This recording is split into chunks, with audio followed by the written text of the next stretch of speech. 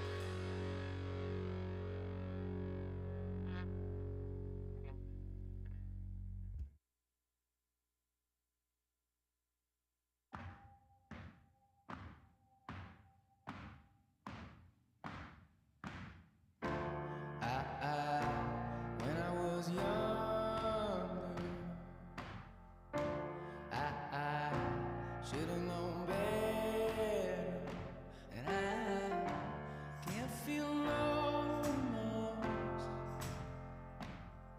and you don't feel nothing back.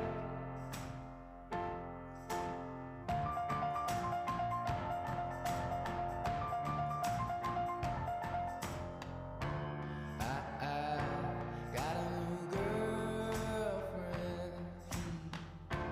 He feels like he's on top, and I don't feel no remorse, and you can't see past my blindness. Oh, Ophelia, you've been on my mind, girl, since the flood. Oh, Ophelia, heaven help a fool who falls in love.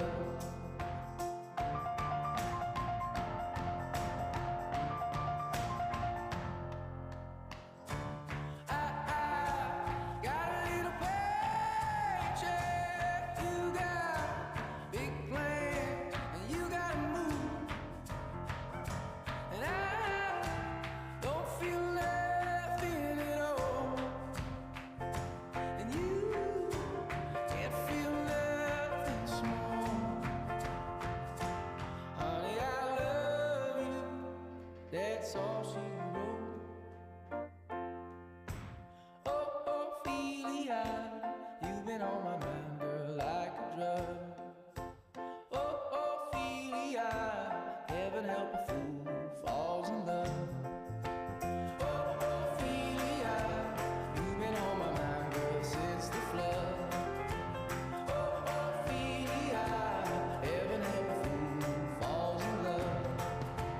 Oh, Ophelia, you've been on my mind, girl, like a drug. Oh, Ophelia, heaven help a fool who falls in love.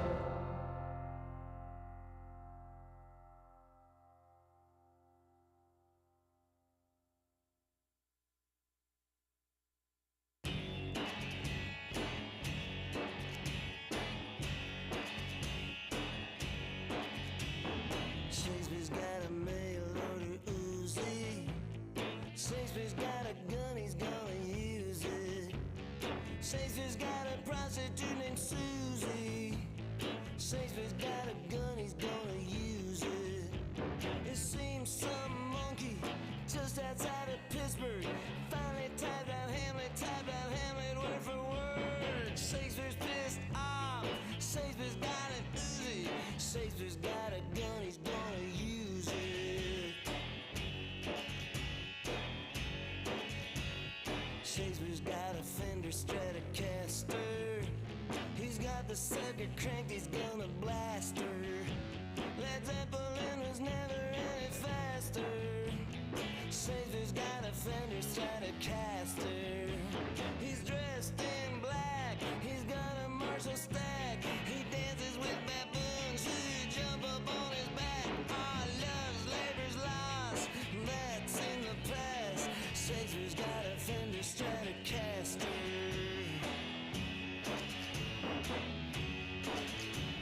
Shakespeare's got a use for thick black glasses. Who's sitting dissect tragedies in college English classes. Shakespeare's sick of words. Shakespeare's sick of letters. Shakespeare watches videos, the dirtier the better. Shakespeare's got a liquor store in Anaheim. Shakespeare combs his hair with a soup spoon. Shakespeare drinks tequila out of styrofoam. Shakespeare's got a liquor store in Anaheim. He sells magazines, he eats cigarettes, he never says a word, he sleeps in a Corvette. Shakespeare's got a gun, Shakespeare's got an Uzi, Shakespeare's got a guitar, says he's gonna use it. Shakespeare's got a gun in a liquor store in Anaheim. Shakespeare's got a gun, he's gonna use it.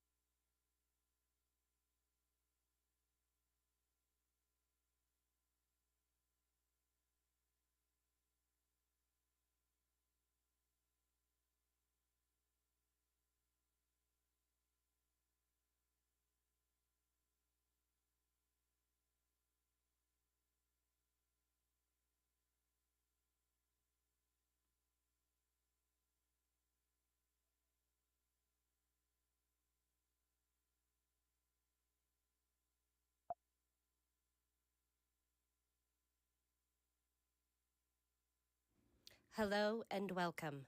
My name is Jessica Lopez Barkle, and I'm the lady in the booth in charge of the production that you are about to see. This production involves 37 people, including 9 current SUNY Sullivan students and 3 faculty members, 1 virtual faculty member, 9 virtual community members, 4 in-person community members, 10 virtual alumni, and 3 in-person alumni. The Selig Theater is located on the traditional lands of the Esopus people, and we pay our respect to elders both past and present. There are emergency exits on either side of the stage. This play honors the many things that we have done on this stage. We have had over 300 people on this stage in the 11 years I have worked here and the 12 seasons I have stewarded. We have had innumerable karaoke nights, talent shows, improv nights, some fashion shows, contemporary plays, classical plays, musicals, and original works/world premieres. My final 4 theater majors and performing arts club needed a show.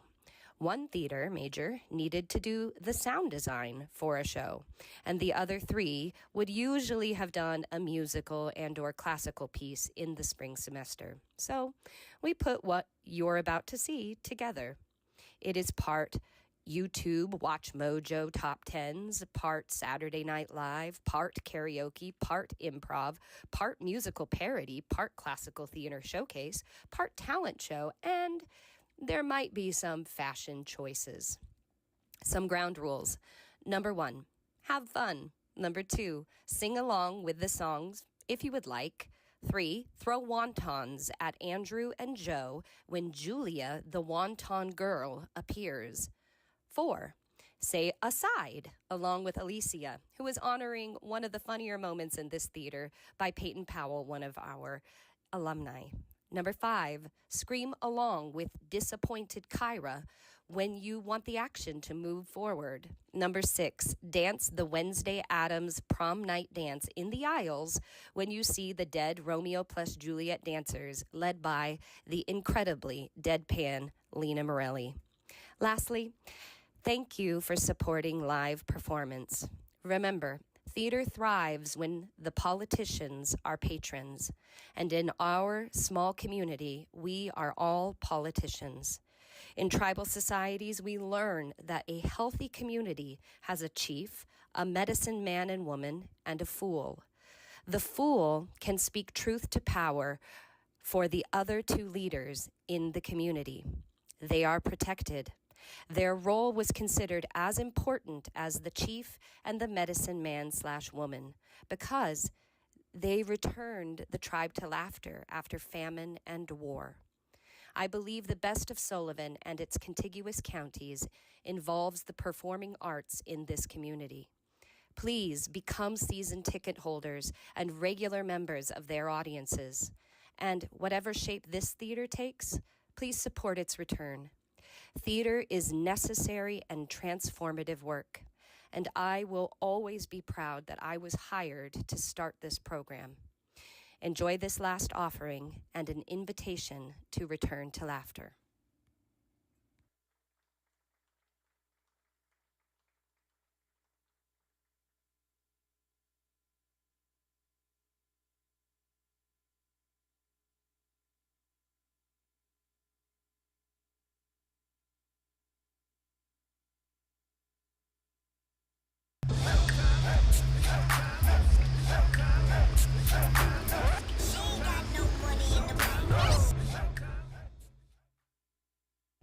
Oh, for a muse in the Selig Theater that would ascend the brightest hell of new regimes. A couple of platforms for a stage, actors to act, and community members to behold the swelling scene. Then, should the warlike students, like themselves, assume a costume for one of these trunks, and their ears leashed with silly shoes, should this last show crouch for employment. But pardon, gentles all, the flat, unraised spirits of this theater on this unworthy scaffold to bring forth so great an object can this cockpit hold the vasty fields of France? Or may we cram within these laminated walls the very caskets that did affright the air in Loch Sheldrake? Oh, pardon. Look you in tweets across the book of faces and filters. I have o'ershot the house and swear I am not a cat. Let us, ciphers to this great account, on your imaginary forces work. Suppose, within the girdle of these laminated walls are now confined several mighty actors, whose high, upreared, and abutting fronts the perilous narrow oceans part, 4 countries asunder. Piece out our imperfections and our less than period costumes. Into 1,000 parts divide one actor, and make imaginary puissance. Think, when we talk of horses, that you see them printing their proud hoofs in the receiving earth. For 'tis your thoughts that now must deck our kings, carry them here and there, jumping o'er 7 time zones, turning the accomplishment of 10 states and 14 cities into a 2-hour glass with 1 10-minute intermission.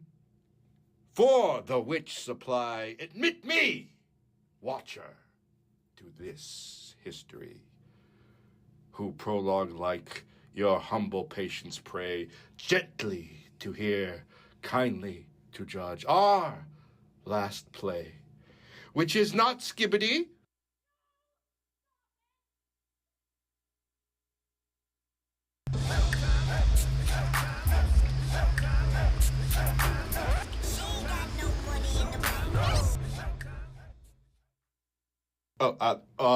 upon a just survey, take Barry's part, and so supplant you for ingratitude, which Rome reputes to be a heinous sin.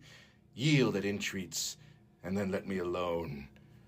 I'll find a day to massacre them all.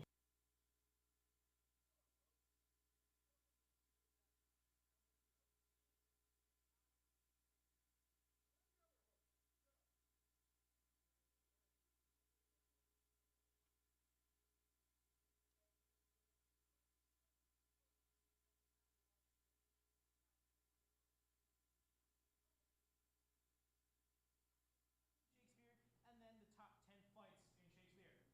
In the first act, we will be counting down spots 10 through 6 in each category.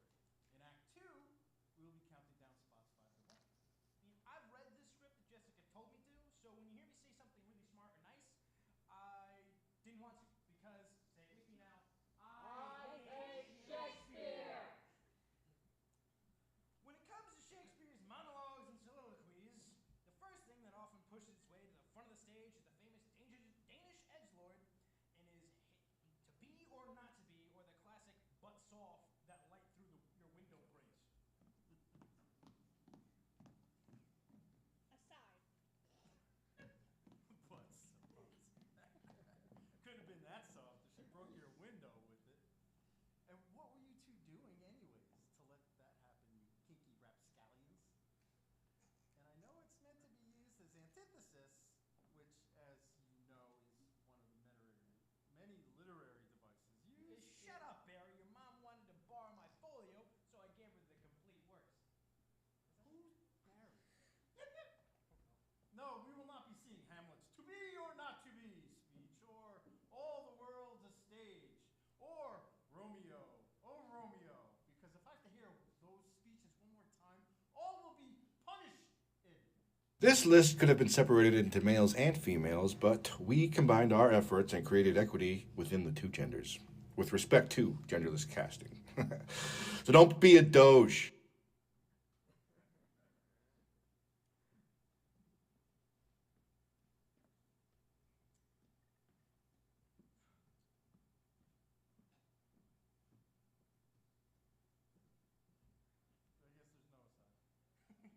guess there's no aside. For this first list, we're trying to look back at all the characters in the Bard's world that do well talking by themselves. And, needless to say, there is a spoiler warning in place, which is ridiculous because these shows have been out for over 400 years. But here it is. Aside. Spoiler alert, everyone dies and or gets married. Sorry. This list could have been separated into males and females, but we combined our efforts and created equity within the two genders, with respect to genderless casting. So don't be a doge. First up at number 10 is Perones from All's Well That Ends Well. Peroles, Bertram's BFF / wingman / mail servant, maybe with all that entails. He's raunchy, arrogant, and clearly not abiding by any #MeToo advice. Shakespeare didn't have any respect for him either, as his character description says that he is a parasitical follower of Bertram. We at TeepNerd.com like this speech because it's fun and irreverent.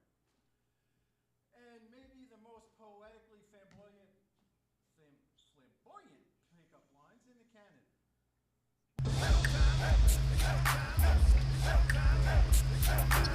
She ain't got no money in the bank.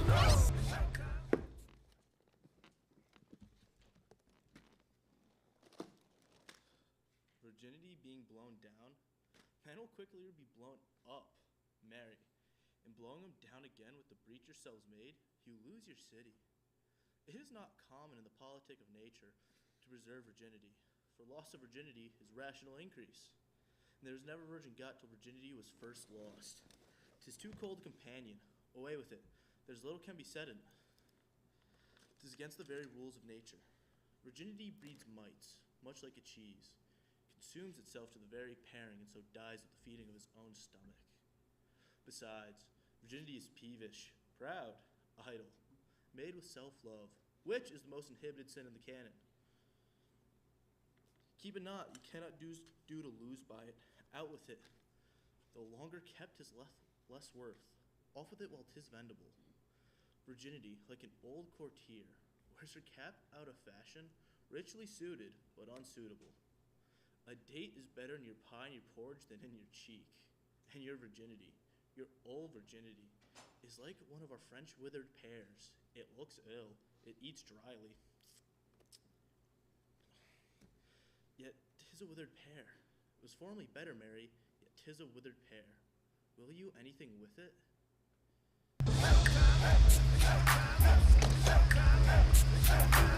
She ain't got no money in the bank. I thought you was a Georgia Peach. Turns out you just do with it pan. Who wants a raisin when a juicy grape is more appealing? Smooth. Nice line. Way better than when Henry the V tried to pull Kate in. Henry the V, the battle for Krispy Kreme. And if we learned anything from War of the Roses, there's more than one way to butter a croissant. Ha ha! Oh, sorry, France. Ha ha ha! For our top 10 songs based off Shakespeare's works, we find a song based on from Rodgers and Hart's musical, If You Know, You Know, the 1938 play based on Shakespeare's Comedy of Errors, which we find a neglected wife serving a meal to a man who she thinks is her husband, but is really her long-lost twin, and her sister has the audacity to flirt with him, and the servant Luce does all that as well while they sing for their supper. Jesus Christ, that's a lot. I don't want to talk about all the problematic nature of all that. This song is so popular, it's been covered by Cher and the Mamas and the Papas. I don't want to unpack that either. Because you don't even know who they are. That's true. Very true.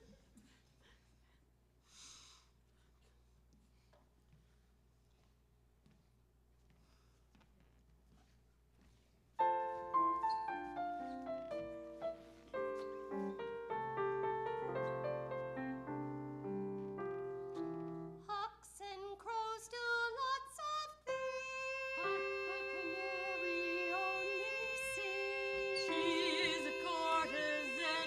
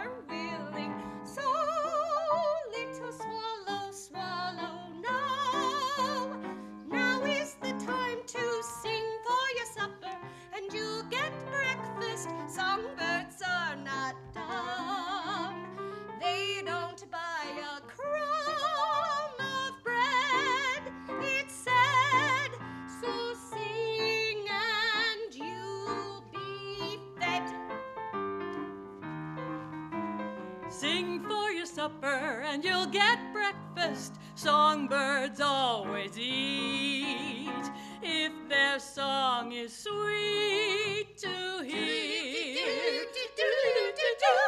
Sing for your luncheon and you'll get dinner. Dine with wine of choice if romance is in your voice.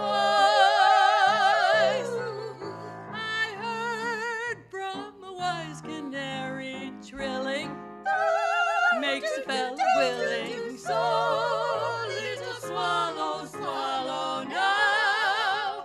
Now is the time to sing for your supper and you'll get breakfast. Songbirds are not dumb. They don't buy a crumb of bread instead. So sing and you'll be fed.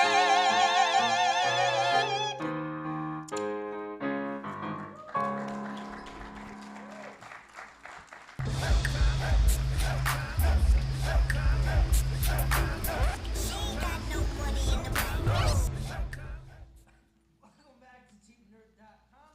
I'm your host, Andrew, who still hates Shakespeare. And I'm your other host, Joe, who also still. In our number 10 spot for our top 10 fools in Shakespeare, Before the Kevin Harts and the Robin Williams is, before the Kristen Wiggs and Tina Feys, before the Zero Mostels and Dom DeLuises, before the Mallrats, Borats, and Aristocrats, there was the Fool. Shakespeare's fool, often not necessarily funny, but aware and comment on the action in such a way that might appear funny, but also revealing the theme and tone of the play. This is an old tradition in the tribal hierarchy, where the tribe had a chief, a medicine man or woman, and a clown. The clown spoke truth to power in the tribe and was allowed to comment on all power struggles in the tribe. The clown also served a survival purpose in regards to returning the tribe to laughter if a major death or famine occurred, right? But you guys knew that already, right? Guys? You didn't know that at all, did you? Fucking plebeians. It's plebeian. We could use some of that sacred clown-ish commentary in our trying times. Sure can. Well, in our number 10's position are a couple of blue-collar workers making an honest living by digging graves. Welcome the grave diggers from Hamlet.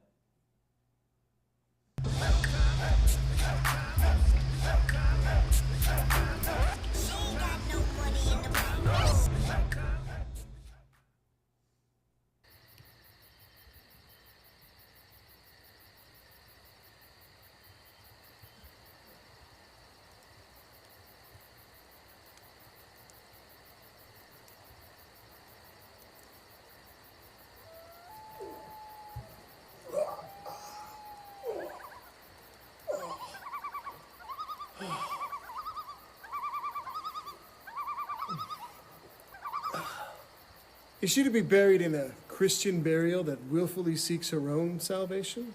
I tell thee she is, therefore make her grave straight. Huh? Huh? Oh.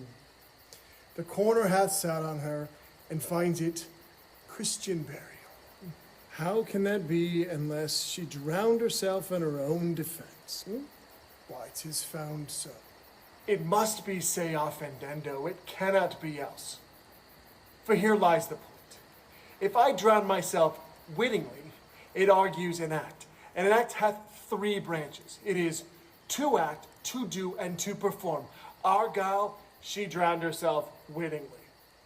Nay, but hear you, good man Delver. Give me leave. Here lies the water. Good? Here stands the man. Good? Now, if the man go to the water and drown himself, it is will-he-nilly he goes. But mark you, if the water come to him, he drowns not himself. And he who is not guilty of his own death shortens not his own life. What is this law? I marry, 'tis. Coroner's quest law. Will you have the truth on it?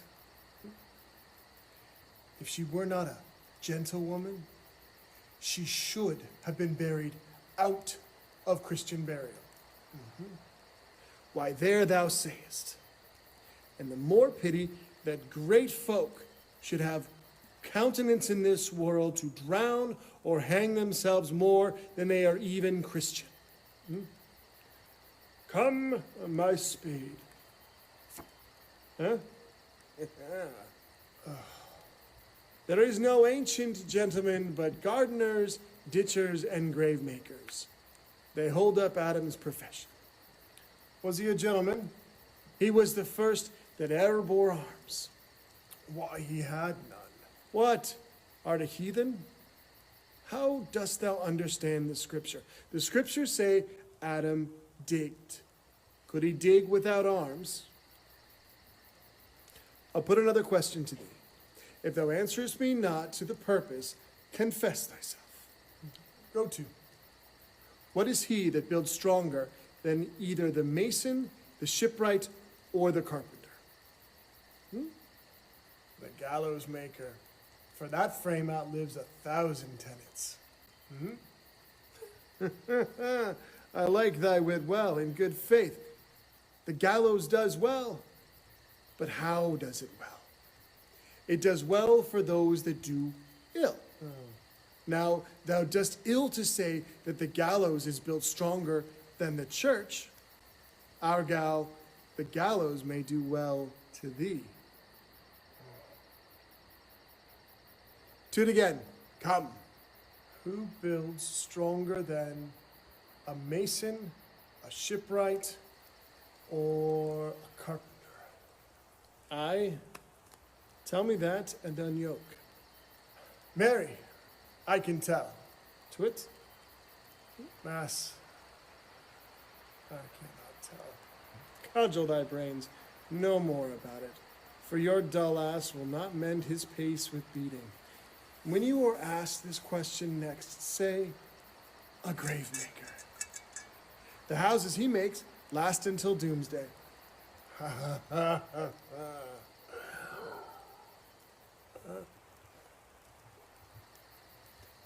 Go, get thee to Johann, and fetch me a stoop of liquor. Glug, glug, glug, glug, glug. Huh?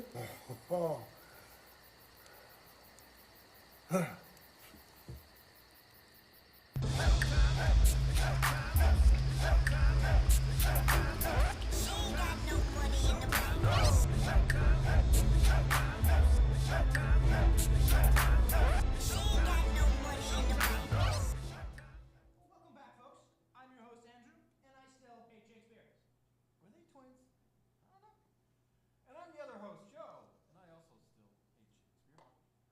But we're still counting down the Watchers' top 10 picks. Oh, dear God, why?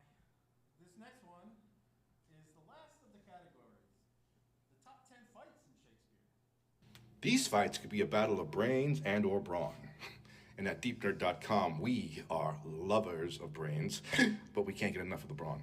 So, you best come strapped and able, because we got all sorts of badasses at our beck and call. We got Ian McKillew, Dame Judy Drench, your body in... And I think this goes without saying, but there's just spoiler alert in place. I don't know why these scenes have been done, redone, and overdone.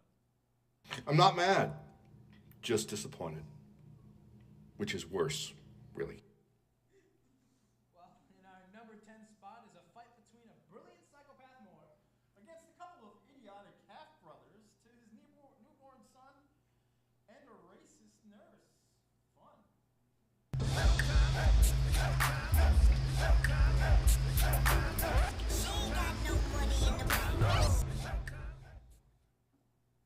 This dismal, black, and sorrowful issue. Here is the babe, as loathsome as a toad, amongst the fair-faced breeders of our clime. The empress sends it thee, thy stamp, thy steel, and bids thee christen it with thy dagger point. Zoons, ye whore, is black so base a hue? Villain, what hast thou done?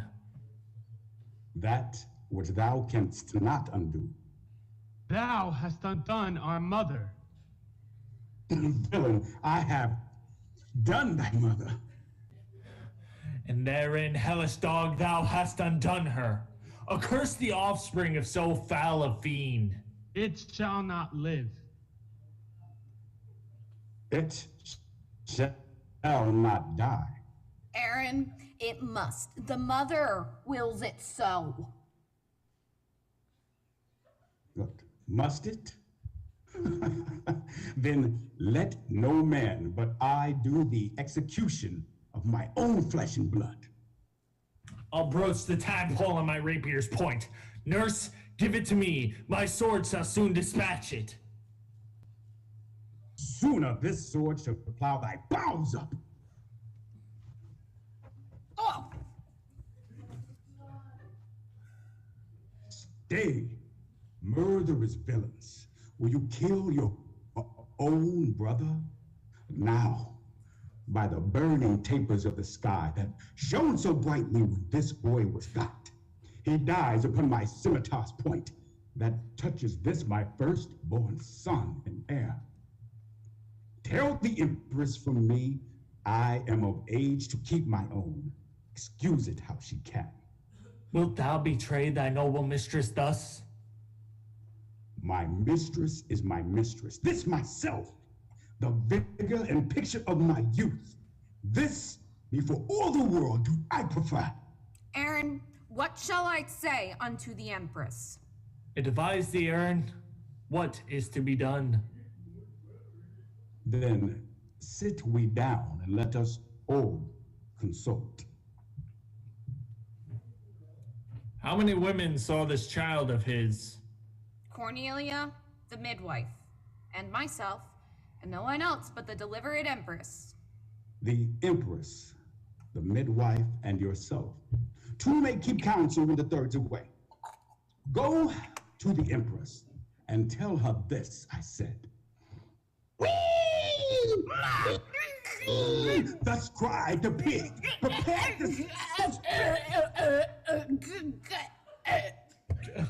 What meanst thou, Aaron?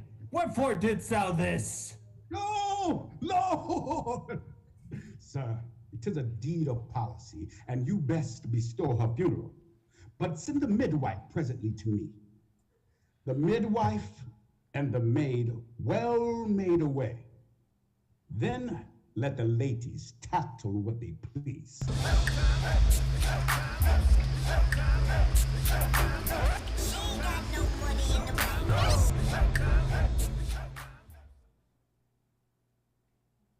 Oh, that I have done thy mother line, it just gets me every time.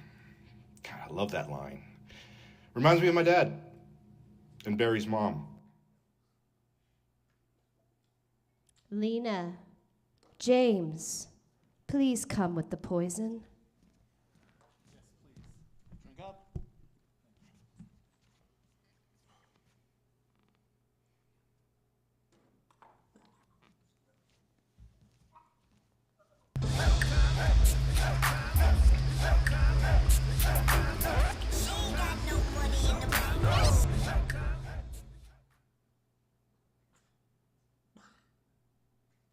What the?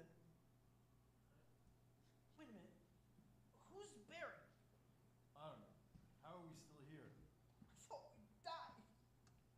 And I was really happy about that because I have to take Miss Jessica Lopez Barkle's Shakespeare class again. I'm gonna die. That snowflake ass Gen Zer.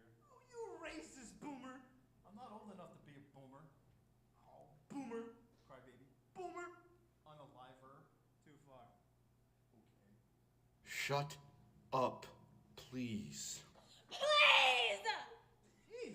All right. Okay. So in a number 9 spot for our monologue category goes to the most perfect princess in the world. She's beautiful, kind, loyal, and observant.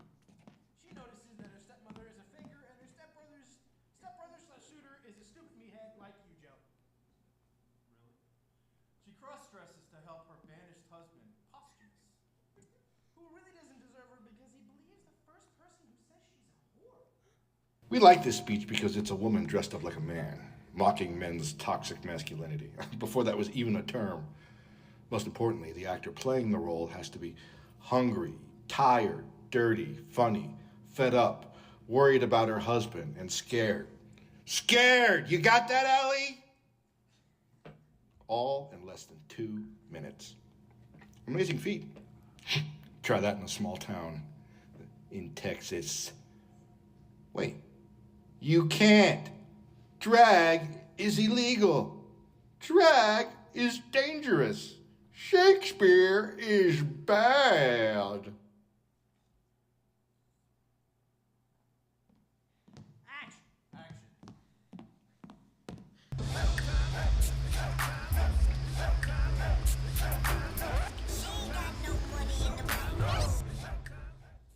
I see a man's life is a tedious one. I have tired myself, and for 2 nights together have made the ground my bed. I should be sick.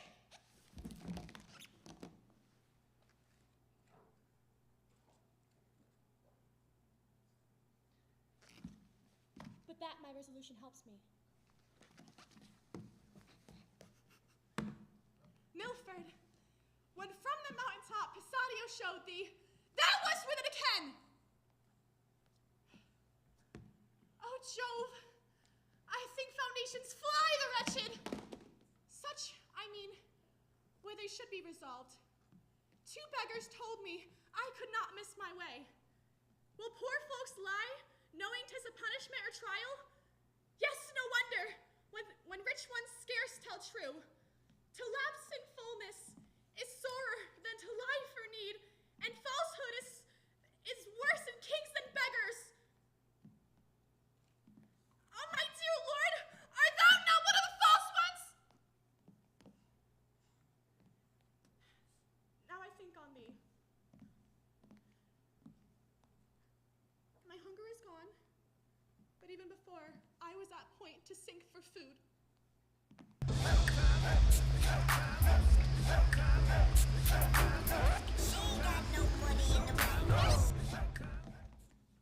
Falsehood is worse in kings than beggars. In this day and age of medias, both social and antisocial, beggars can indeed be choosers, and kings and leaders are like lions. We ain't got many around here. Did she have a mustache? I think so. In our number 9 spot for our top 10 songs based off Shakespeare's works, we find a song by Baz Luhrmann's 1996 Romeo and Juliet film, which is literally called Exit Music, and is indeed during the final credits. Exit pursued by a Radiohead song. Yes! I love Radiohead, but I hate Romeo and Juliet. Yeah. Although I do like saying that. They remind me of all these Gen Z-ass snowflakes. Don't start that again! Why? Because you can only say boomer, which isn't even accurate?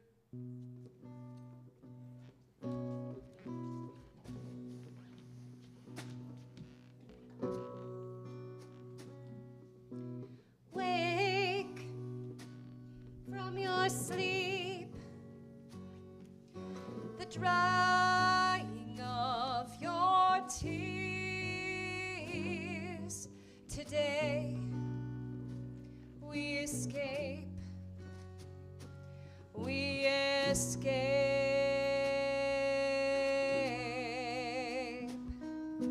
Pack and get dressed before your father hears us, before all hell breaks loose. Breathe,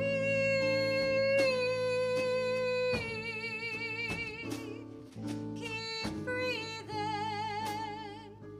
don't lose your nerve.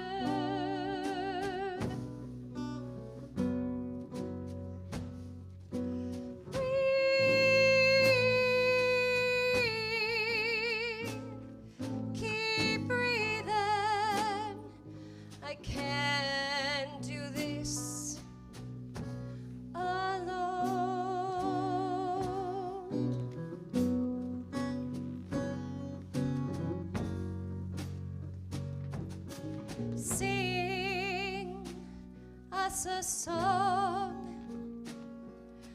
song to keep us warm. There's such a chill, such a chill. And you can laugh your The finest laugh.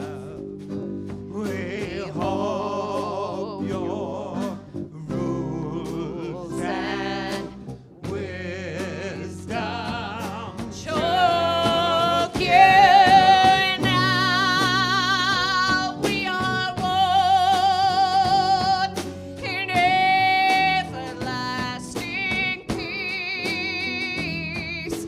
We hope that you choke, that you choke.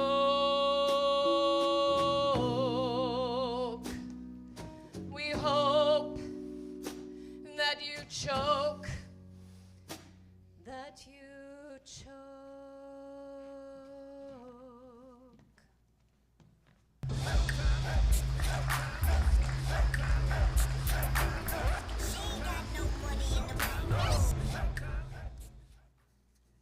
Yo, that song slaps. Joe! No! Kyra, leave the old ass boomer alone. No! What's up? Fine. In our number 9 spot for the top 10 fools, another blue-collar guy who has already had several sups of liquor. Meet the porter from the Scottish play.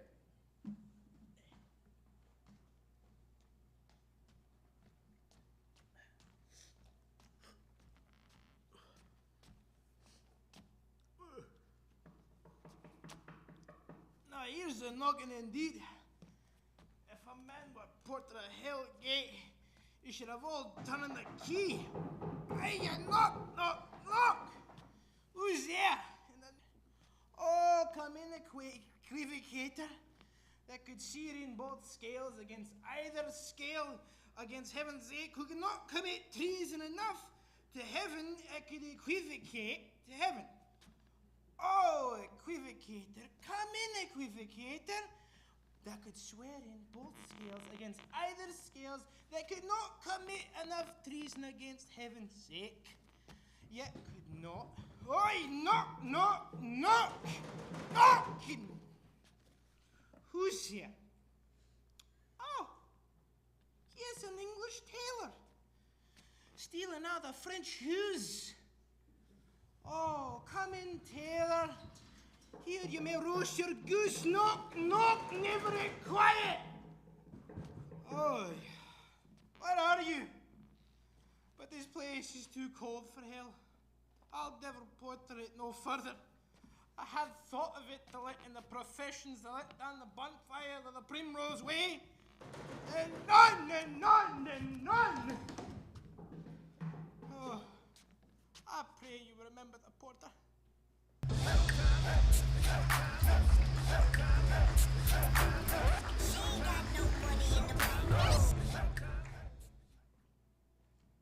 In our 8th place slot is a gender-bending sword fight. There's a joke in here, I think. Meet an idiotic social climbing man who is always shivering, who is in love with a rich countess, versus a woman dressed as a man that looks like her twin brother who the rich countess is in love with. But the woman dressed as a man that looks like her twin brother is in love with a depressed musician, fill in the blank, who is also in love with the rich duchess. The woman/man agrees to fight another suitor, Sir Andrew Aguecheek, who then runs into the woman/man's actual twin brother, mistaking him for her, and starts the fight. Confused? Bi? Curious? Cats and dogs living together? Mass hysteria! Welcome to the comedies of William Shakespeare. Round 3, Sebastian, who everyone thinks is Cesario Viola, versus Sir Toby, Sir Andrew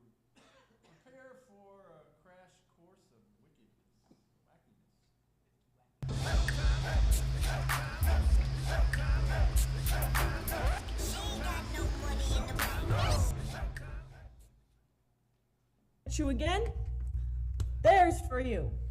Oh! Why, there's for thee. Oh! And there. Oh! Ow! And there. Oh, that was hard. Are all the people mad? Hold, sir, or I'll throw thy dagger o'er the house. This will I tell my lady straight. I would not beam some of your courts for 2 pence. Come, sir, hold. Nay, let him alone. I'll go another way to work with him. I'll have an action of battery against him, if there be any law in Illyria. Though I struck him first, yet it is no matter of that. Let go of my shirt. Come, sir, I will not let you go. Come, my young soldier, put up your iron. You are well fleshed, come on. I will be free from thee. What wouldst thou now? If thou darest tempt me further, draw thy sword. What? Nay, then I must have an ounce or two of this Malper blood from you. The Lady Olivia comes! The Lady Olivia comes! Hold! Toby, on thy life I charge thee, hold. Madam? Will it ever be thus? Ungracious wretch, fit for the mountains, the barbarous caves where manners now were preached. Out of my sight! Be not offended, dear Cesario. Okay, so here's the thing. You don't know what... Rudesby! Be gone. Okay.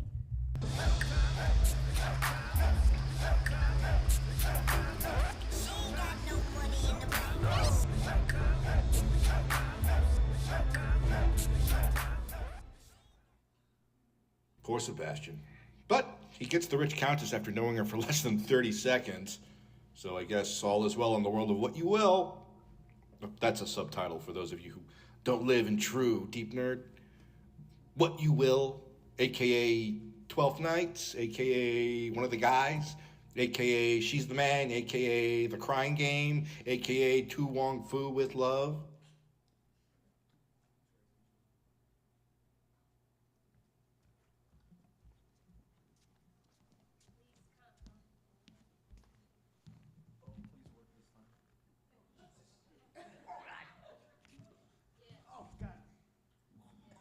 Yes, kill them.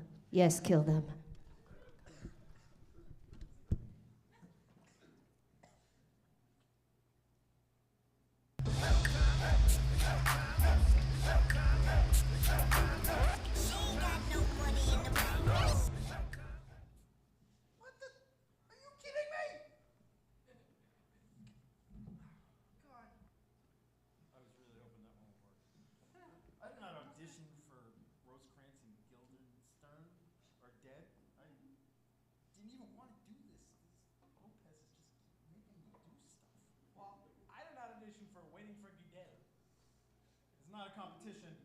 It's always a competition! And you're both losing.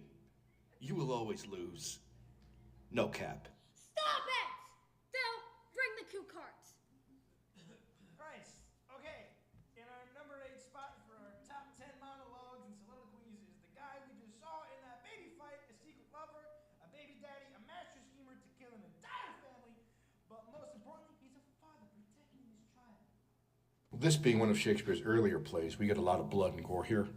So, I mean, one could say he really gave the audience what they wanted, but I think he was just going through his Quentin Tarantino Reservoir Dogs face.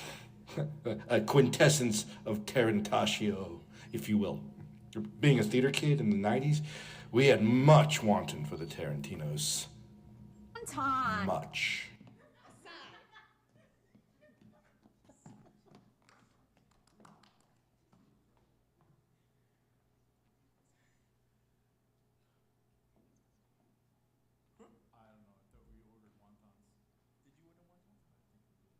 This is why the Shakespearean villains are so much fun to play!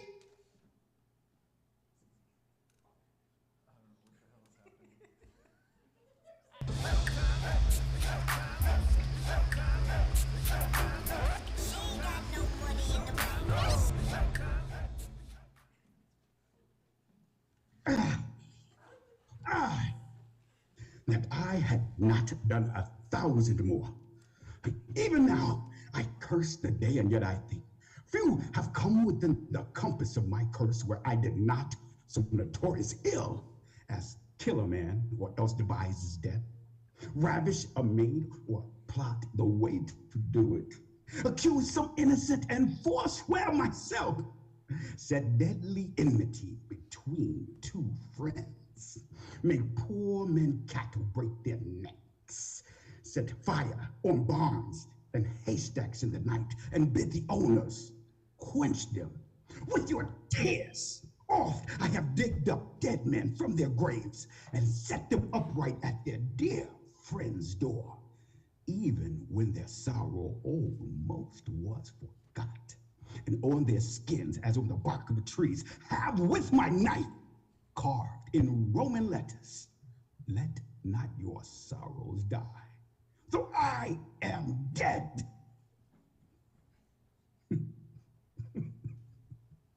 I have done 1,000 dreadful things as willingly as one would kill a fly. And nothing grieves me heartily indeed, but that I could not do 10,000 more.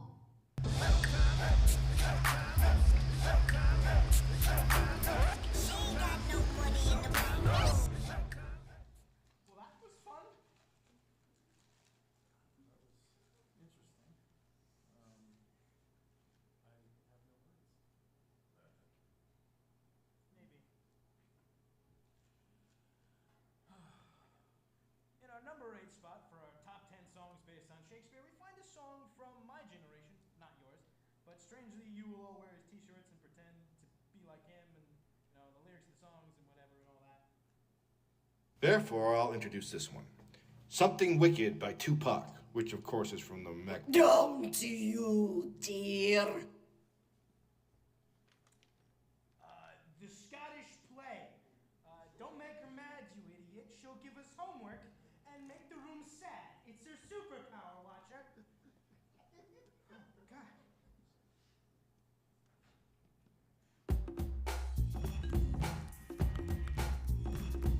Something wicked. This way comes something wicked. This way comes something wicked. This way comes something wicked. This way comes something wicked. This way comes something wicked. This way comes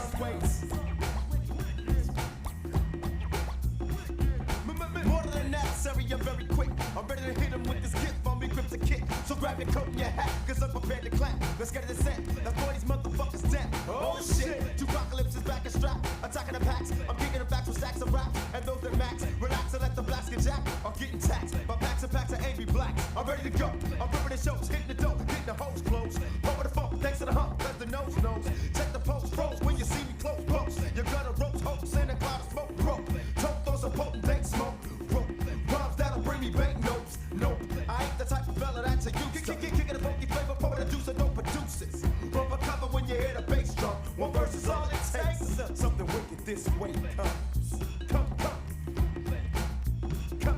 Something wicked this way comes. Something wicked this way comes. Something wicked this way comes. Something wicked this way comes. Something wicked this way comes. Something wicked this way comes. Something wicked this way comes. Something wicked this way comes. Something wicked this way comes. Something wicked this way comes. Something wicked this way comes. Something wicked this way comes. Something wicked this way comes. Something wicked this way comes. Something wicked this way comes.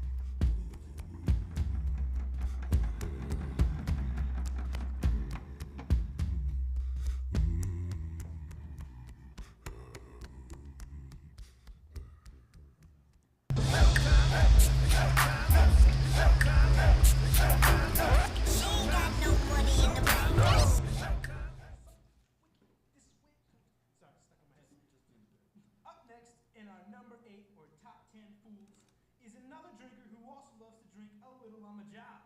Everyone's favorite raunchy nursemaid that loves to talk about her breasts and nipples. The nurse from Romeo and Juliet.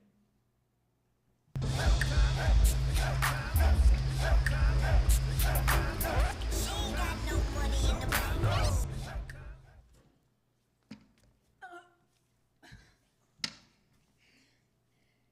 Even or odd of all days in the year. Come let me see midnight, shall she be 14? Susan and she, God rest all Christian souls. We're of an age, well, Susan is with God. She was too good for me. But as I said, on let me see midnight shall she be 14. That shall she marry. I remember it well. Tis since the 11th years since the earthquake. Of all the, I never shall forget it. She was married. Of all the days of the year upon that day, for I had then laid wormwood to my Doug.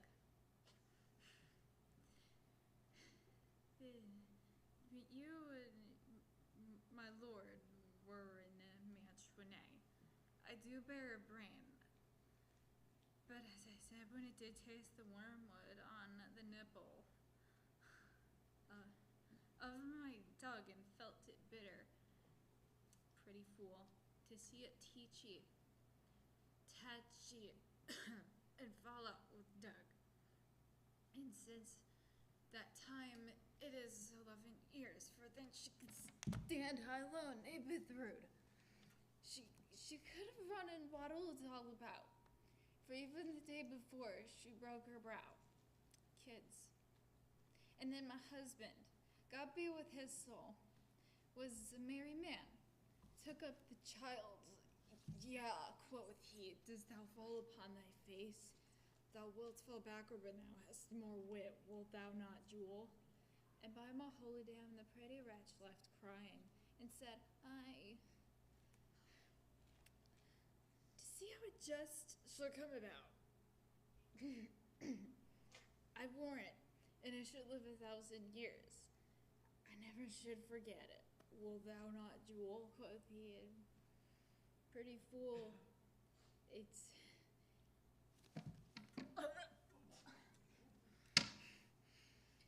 tinted, and said I.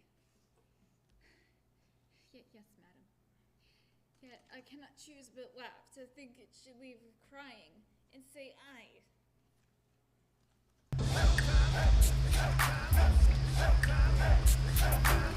She ain't got no money in the bank. I still have no idea what's going on. What better person to pass notes between two horny 14-year-olds? That's right. Romeo and Juliet are 14. Let that sink in next time that you're watching Claire Danes and Leonardo DiCappuccino making out to this is what it sounds like when doves cry. You sick bastards. You're going to want to scrub your eyes clean after this, or just want to throw it in the ocean. I apologize for that last interlude.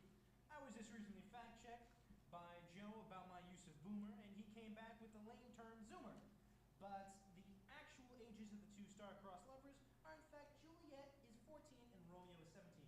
So, I looked this up. No, you didn't. You're just reading Nick and Jess's script.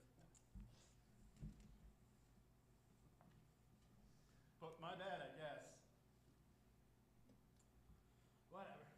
Speaking of high school love, in our number 8 spot for Shakespeare's top 10 fights is a favorite of all teenage high school theater departments and college girls in general. The original Mean Girls. The original mud wrestlers. The original glamorous ladies of wrestling. The original Holly's Home and versus Rock Wrestling. The original put Vaseline on my face before I fight, hold my earrings, and Rosita, hold my baby, let's go! Whatever we're talking about, Helena and Hermia in A Midsummer's Night's Dream.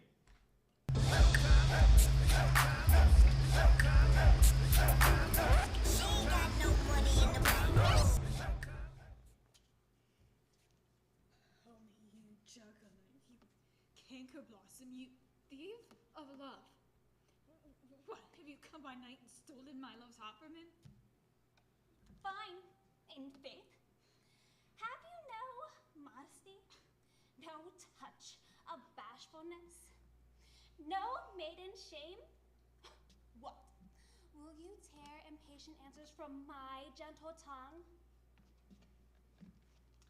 Fie, you counterfeit, you puppet, you! Puppet? Why so? I know it goes the game. Now I have to teach you to compare between our statures. She hath her height with a personage, her tall personage, her height forsooth. She hath prevailed with him. And are you grown so high? And is this because I am so dwarfish and so low? How low am I, thou painted maple? Speak! How low am I? Are you not yet so low but that my nails can reach into thy Hurt me! I pray you, don't you mock me! Let her not hurt me! I was never cursed! Let her not strike me! You perhaps may think because she is something lower than myself that I can match her! No one hurt me then! Hermia! Don't be so bitter with me! I reward that love you, Hermia! That ever keep your counsels, never wrong you! Say that! And never look at me! Just I pulled him up for stealth unto this wood. He followed you for love, I followed him, and followed you no further! Let me go! You let me go! You will see how subtle and fond I am. Why, get you gone. Who is it that hinders you? A foolish heart that I leave behind. What, with Lysander? With Demetrius? I will not let her harm thee. Harm thee, Helena. No, sir, she shall not, though you take her part. Oh, when she is angry, she is keen and shrewd. She was a vixen when she went to school, and though she be but little, she is fierce. Little, again, nothing but little. Why would you suffer her? Nothing else. Let me come to You her. dwarf! You minimus of hindering! You acorn! You bee! Let her alone. Take not her part, for if thou dost attend such little show of love to her. Now follow, if thou Follow me, I'll go with you. You mistress, all this coil is long of you. Need not go back. I will not trust you. I no longer stay in your cursed company. Your hands than mine are quicker for a fray, but my legs are longer to run away.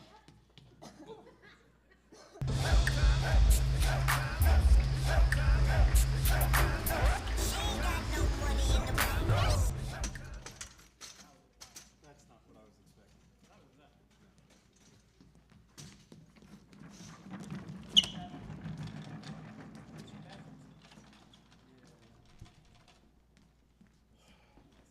It is time to die. Please kill them with explosives. This might do it. Fire in the hole. You're supposed to. Can you hit play?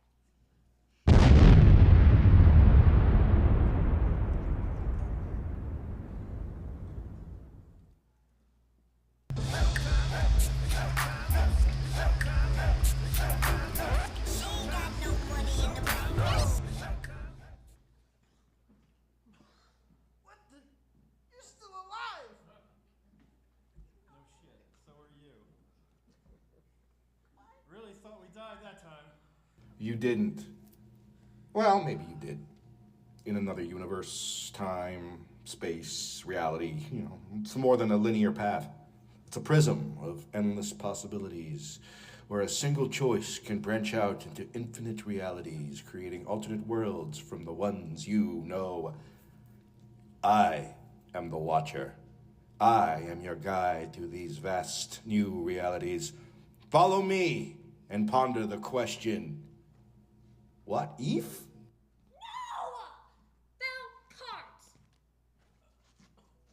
Okay. In our number 7 spot is the top 10 monologues and soliloquies is returned to the time of paroles, a play often not performed saw him at the top of the play talking about virgins. He was talking about himself. Oh yeah, Derek. Derek played that guy. Attaboy, Derek! Thanks! This monologue follows a self-made woman, an educated woman. Wow. A woman who loves the wrong man but can't help herself. And risks everything to become his wife. And eventually pays another woman to let her sleep with her husband when he thinks he's sleeping with someone else.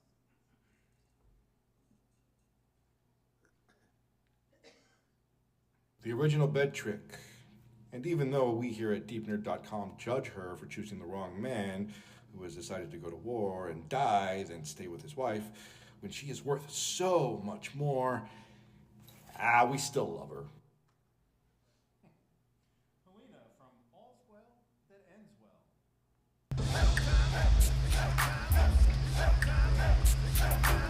She got no money in the bank. Till I have no wife, I have nothing in France. Nothing in France. Until he has no wife. Thou shalt have none, Rossi, or none in France. Then hast thou all again. Poor Lord, is it I that chase thee from thy country and exposes tender limbs of thine to the event of the non-sparing war? And is it I that drive thee from the sportive court, where thou was shot at, with fair eyes to be the mark of smoky muskets? Oh, you leaden messengers that ride upon the violent speed of fire, fly with false aim, move the still peering air that sings with piercing. Do not touch my lord. Whoever shoots at him, I set him there. Whoever charges on his forward breast, I am the caitiff that do hold him to't. And though I kill him not, I am the cause that his death was so effected. Better to I met the raven lion when he roared with sharp constraint of hunger. Better to that all the miseries which nature owes were mine at once. No. Come thou home, Rossi. Whence honor, but if danger wins a scar, as oft it loses all, I will be gone. My being here it is that holds thee hence. Shall I stay here to do't? No. Although the air of paradise did fan the house, and angels office all, I will be gone. A pitiful rumor may report my flight, to consolate thine ear. Come night and day, for with the dark, poor thief, I'll steal away.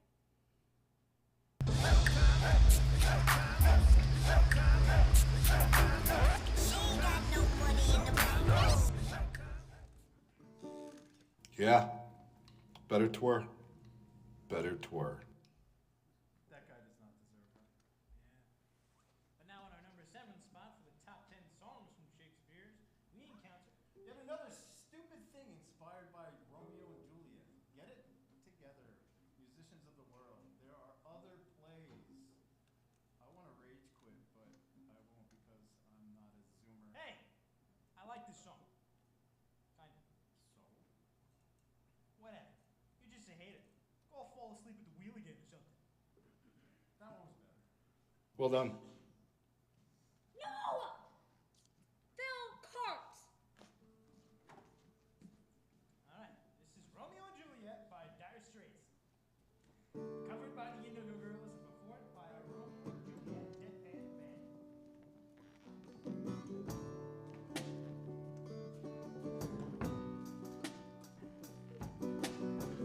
Love-struck Romeo sings the streets a serenade. Now he's laying everybody low. He's got a love song that he made. He finds a convenient street light and he steps out of the shade and says something like, "You and me, babe, how about it?" Juliet says, "Hey, it's Romeo. You nearly gave me a heart attack, yeah, well, He's underneath the window and now she's singing, hey, La, my boyfriend's back. You shouldn't come around here singing up to people like that. Oh, anyway, what you gonna do about it? Juliet, the dice were loaded from the start, and I bet, and you exploded into my heart, and I forget the movie song. When you're gonna realize that it was just that the time was wrong, Julie.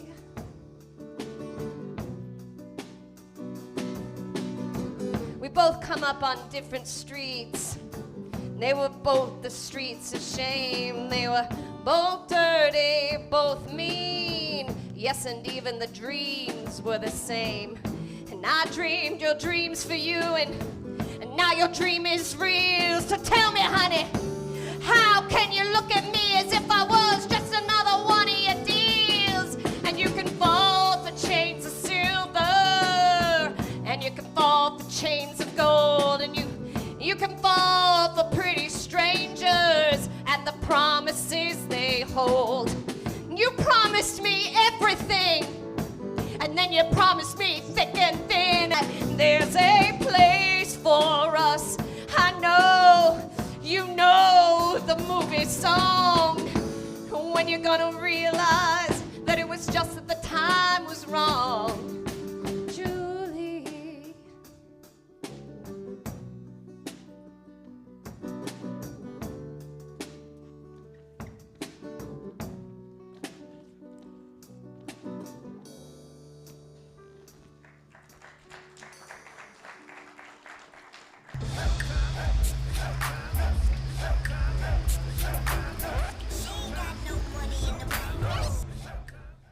Come on, you gotta admit, it's a good song. Despite it being said by, Shakespeare, and annoyingly, Romeo and Juliet. Low key?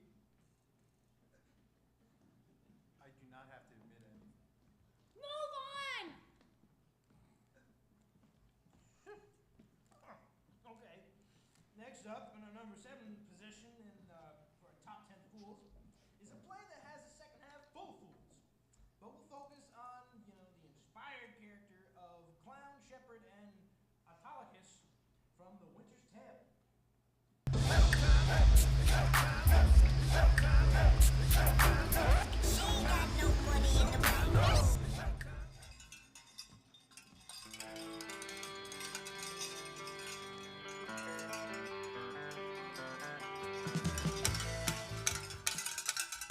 How now, rustics, whither are you bound? To the palace, in it like your worship. Your names, your ages, of what having, breeding, the place of your dwelling, and anything that is fitting to be known. Discover.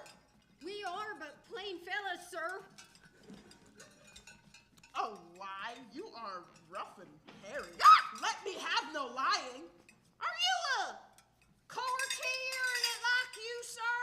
Whether it like me or no, I am a courtier. Seest thou not the air of the court in these enfoldings? Hath not entered my gate in the measure of the court? I will either push on or pluck back that business there, whereupon I command thee to open thy affair. Our business is to the king. What advocate hast thou to him? Aside.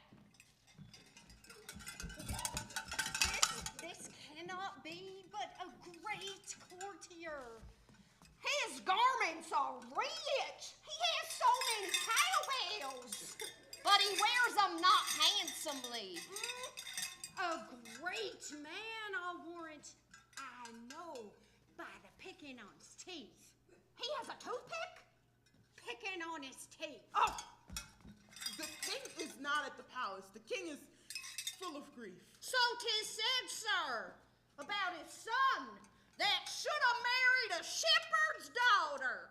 If that shepherd be not in handfast, let him fly. Think you so, sir? Some say he has a son who shall be stoned. But that death is too soft for him, say I.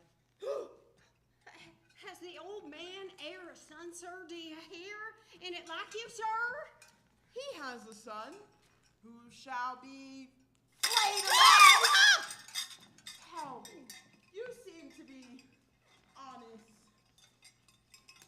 plain folk. What business you have to the king? Being something gently considered, I'll take you where he is aboard. Whisper him in your behest, tender you to his person.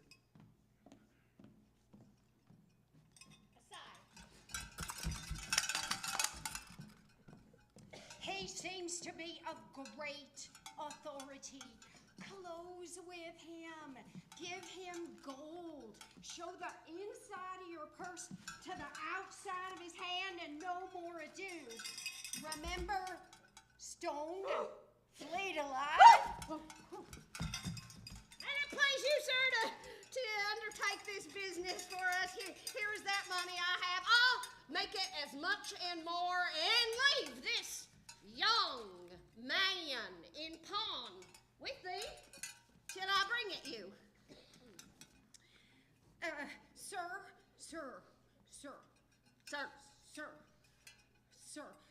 I will give you as much as this old man does, and more cowbell, and remain your pawn till it be brought you. And after I have done what I have promised? Aye, sir. I will bring more to you. I am recorded now with such a double occasion. Gold and a means to do the prince, my master, good. I will bring these two moles, these blind ones, aboard him.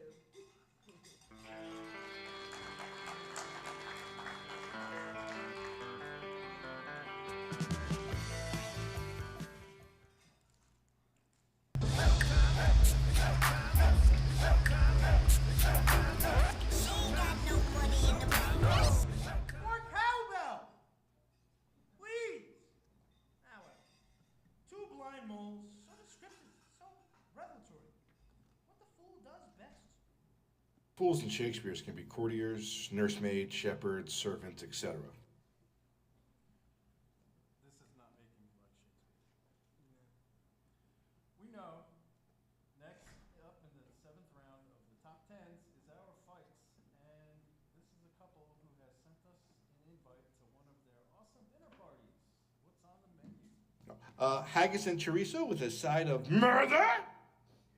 Appetizers while you wait. May I recommend the cheesy breadsticks? I'll take some breadsticks, but haggis and chorizo? This is the Scottish play starring Lady Scottish Queen and the future Scottish King from the Scottish play. Oh, my wife is Roma and terribly superstitious, and we don't want to anger her. And since we're not performing in the play, She won't let me say the name of the Scottish play. How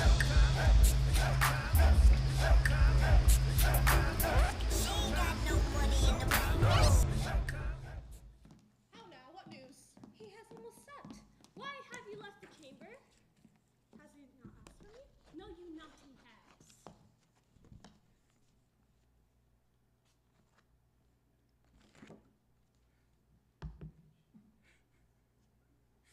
We will proceed no further in this business. He hath honored me of late. Was the hope drunk, wherein you dressed yourself? Hath this slept since, and live a coward in thine own esteem? Letting I dare not, waiting upon I would, like a poor cat in the adage. Prithee, peace.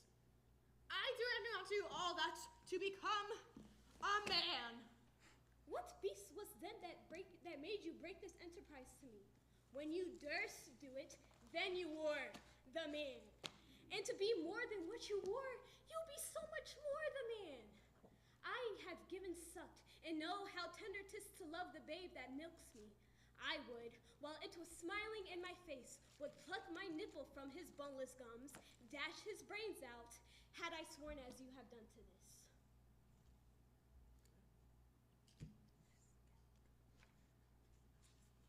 I'm bent up.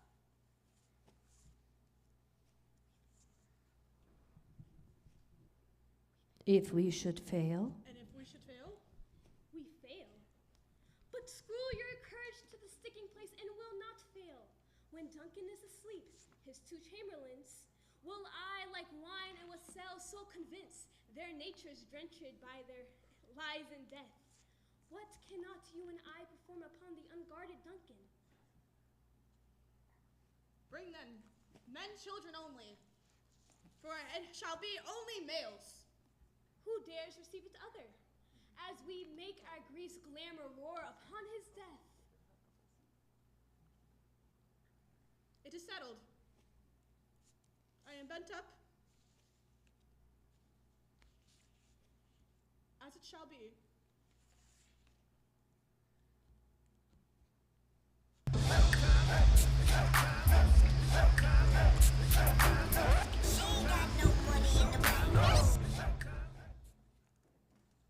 Yikes. Red flag alert. I'm unsure how that lady's politics would play out in the Fox News world. Yeah, who are we kidding? She could probably dash a bunch of babies on the White House steps and they would still acquit her. We here at Deep Nerd are sorry for the sudden political references, as theater is a place of escapism and plays about white people curing racism in their kitchens. Boo! Boo all you like. I've seen what makes you cheer. James and Lena, please kill them with the Gestapo guns. Finally. Hasta la vista, baby. They forgot me. No, I didn't. You ran out of bullets. No more bullets? Oh, nice. Thank you.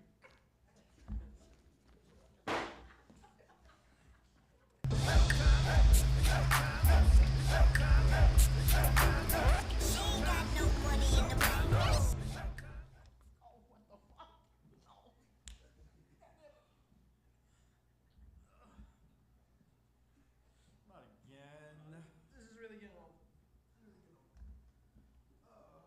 Dashai.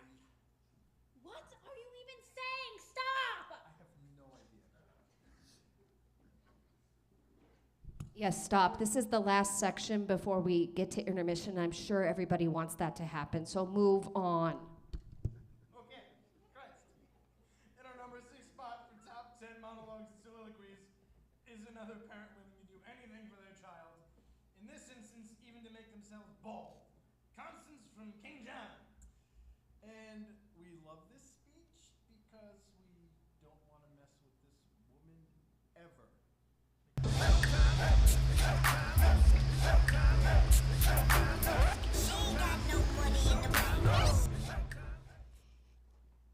No. I defy all counsel, all redress, but that which ends all counsel, true redress. Death, death, oh, the lovely death! Thou odoriferous stench, sound rottenness, arise forth from the couch of lasting night, thou hate and terror to prosperity, and I will kiss thy detestable bones, and put my eyeballs in thy vaulty brows, and ring these fingers with thy household worms, and stop this gap of breath, and be a carrion monster like thyself. Come, grin on me, and I will think thou smilest, and bust thee as thy wife. Miseries of love. Oh, come to me!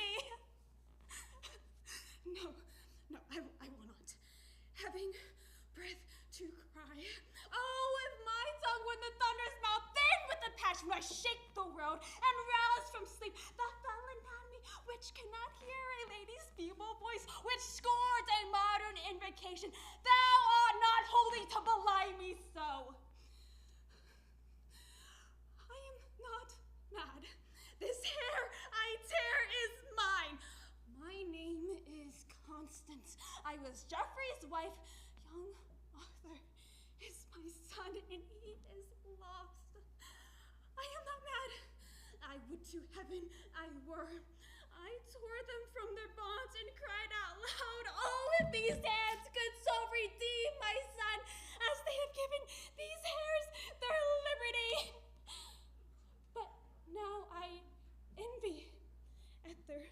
liberty, and will again commit them to their bonds, because my poor child is a prisoner. Grief filled the room up with my absent child, lies in his bed, walks up and down with me, puts on his pitchy looks, repeats his words, remembers me upon his gracious part. Then have I reason to be fond of grief? Fare you well. Had you such a loss as I could give better comfort than you do. I would not keep this form upon my head when there is such disorder in my wits. Oh Lord, my boy, my author, my fair son, my life, my joy, my food, my all the world, my water's comfort, and my sorrow's cure.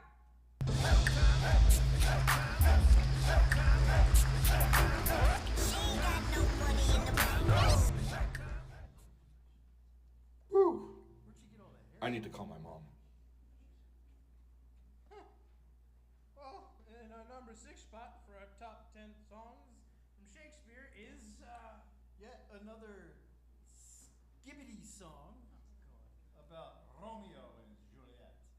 Except this one is by Lou Reed, a man who was ahead of his time and influenced many of the greats. His lyrics, his guitar licks, his deadpan delivery. Whatever, it's still low-key skibbity. Your next death will be successful.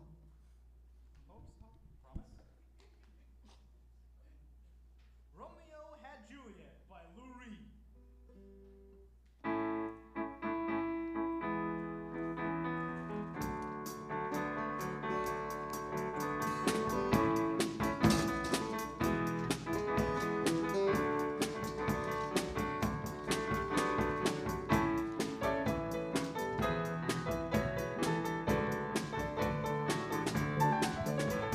Caught between the twixt the stars, the plot aligns, the faulty map that brought Columbus to New York.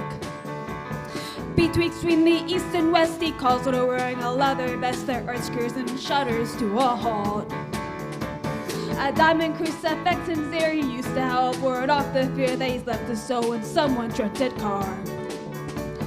Inside his pants, he hides them up to clean the mess that he had dropped in the life of Lysom Juliet Bell. And Romeo wanted Juliet, and Juliet wanted Romeo, and Romeo wanted Juliet, and Juliet wanted Romeo. Romeo Rodriguez, squares shoulders, crushed Jesus, runs across to his black ponytail. He's thinking of his lonely room, the sink that's by his bed, gives off a stink that smells of her perfume in his eyes. And her voice was like a bell.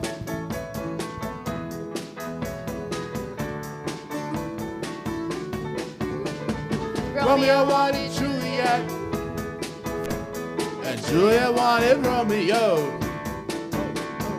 Romeo wanted Juliet, and Juliet wanted Romeo.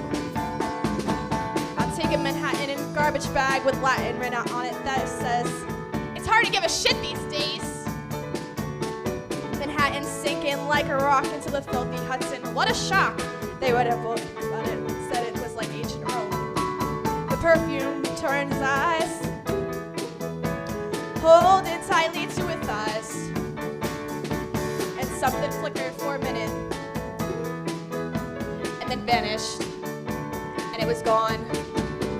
And Romeo had Juliet, and Juliet had Romeo, and Romeo had Juliet, and Juliet had her Romeo.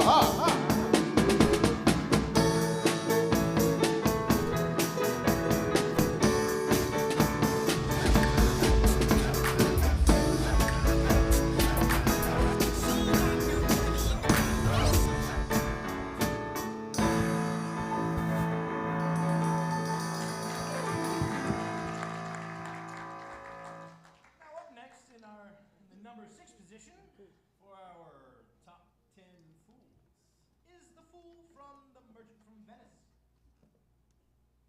A servant for Shylock, the Jew, and supposed villain of that play. Lancelot Gobbo, ladies and gentlemen.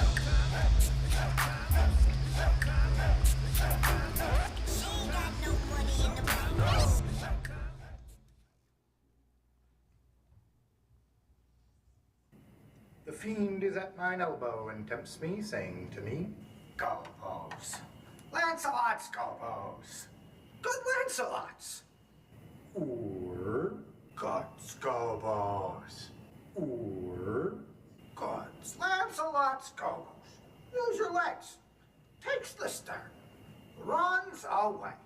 My conscience says, No, take heed, honest Lancelot, take heed, honest Gobbo.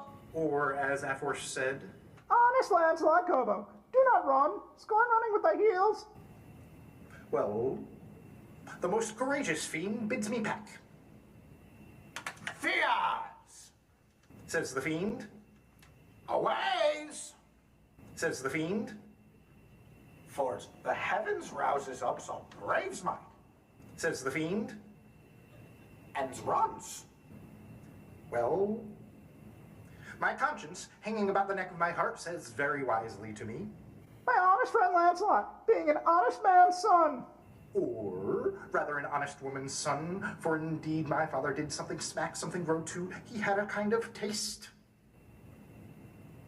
Well, my conscience says, Lancelot, budge not. budges, says the fiend, Budge not. says my conscience. Conscience, say I, you counsel well. Fiend, say I, you counsel well. To be ruled by my conscience, or the fiend gives the more friendly counsel. I will run, fiend. My heels are at your commandment. I will run.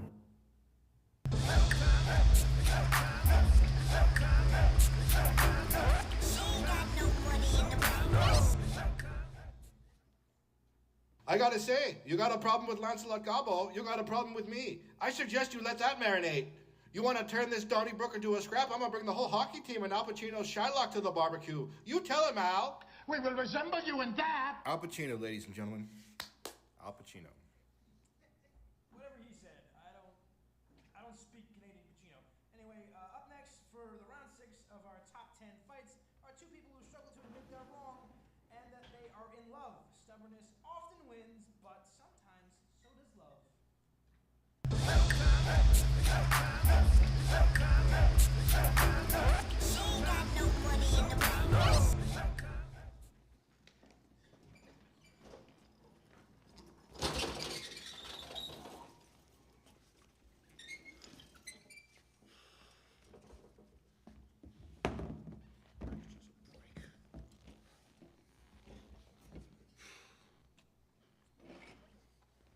If Signor Leonardo be her father, she would not have his head on her shoulders for all Messina as he is. I wonder that you will still be talking, Signor Benedict. Nobody marks you. What? My dear Lady Disdain, are you yet living? Is it possible Disdain should die while she has such meat food defeated as Signor Benedict? Courtesy itself must convert to disdain if you come in her presence. Then is courtesy a turncoat? For it is certain I am loved of all ladies, only you accepted. And I would I could find in my heart that I had not a hard heart, for truly I love none. A dear happiness to woman. They would also been trouble with a pernicious suitor. I thank God in my cold blood and of your humor for that. I would rather hear my dog bark at a crow than a man swear he loves me. God, keep your ladyship still in that mind, so some gentleman or other shall escape a predestined scratched face. Imagine could I make it worse and tore such a face as yours wore. Well, you are a rare parrot, preacher. A bird of my tongue is better than a beast of yours. God, I wish my horse had the speed of your tongue and so good a continuer. But keep your way in God's name. I'm done. Always after the jade's trick, I know you of old.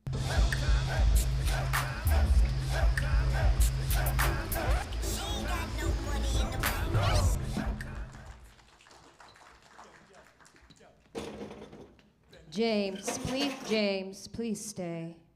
Okay. Please kill them. Or have them kill each other. Get some guns. Get the guns. Get the guns faster. Oh, there you go, Lena. Give the gun.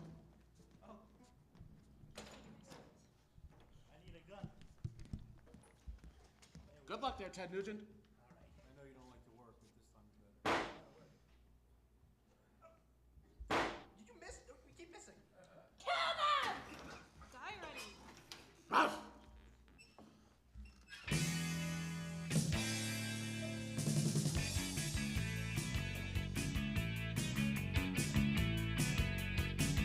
As merry as the days were long, I was right and you were wrong.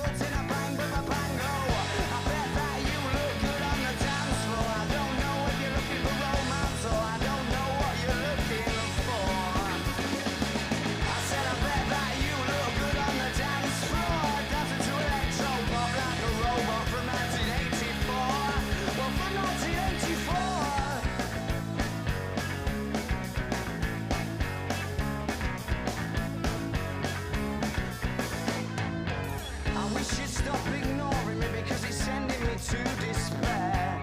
Without sound, yeah, you're calling me, and I don't think it's very fair that your shoulders are frozen. Oh, but you're an explosion.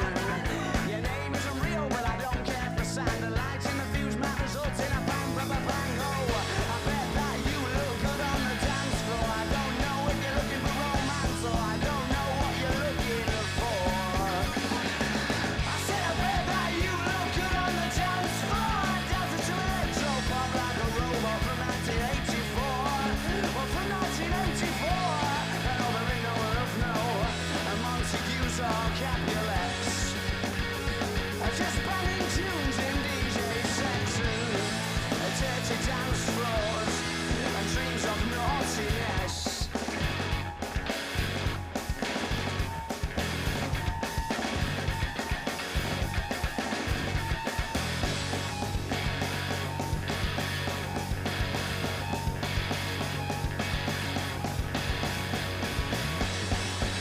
Well, I bet that you look good on the dance floor. I don't know if you're looking for romance, or I don't know what you're looking for.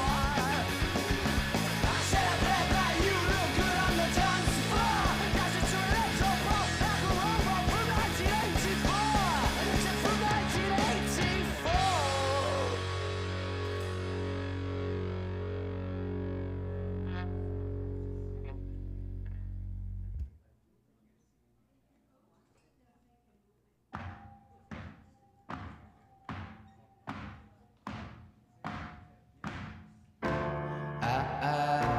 When I was younger,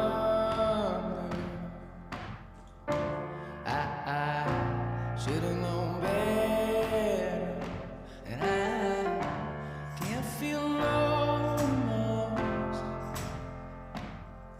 and you don't feel nothing back.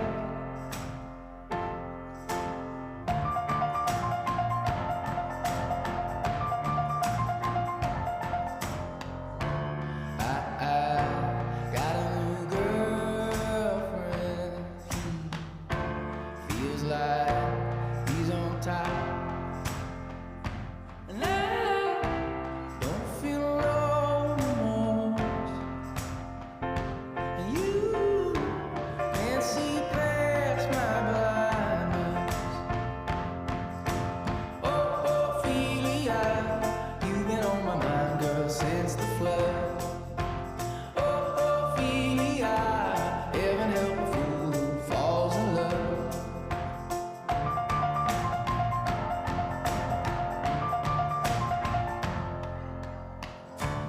I got a little paycheck. You got big plans, and you gotta move. And I don't feel nothing at all. And you can't feel nothing small. Honey, I love you. That's all she wrote. Oh, Ophelia, you've been on my mind, girl, like a drug. Oh, Ophelia, heaven help a fool who falls in love. Oh, Ophelia, you've been on my mind, girl, since the flood. Oh, Ophelia, heaven help a fool who falls in love. Oh, Ophelia, you've been on my mind, girl, like a drug. Oh, Ophelia, heaven help a fool who falls in love.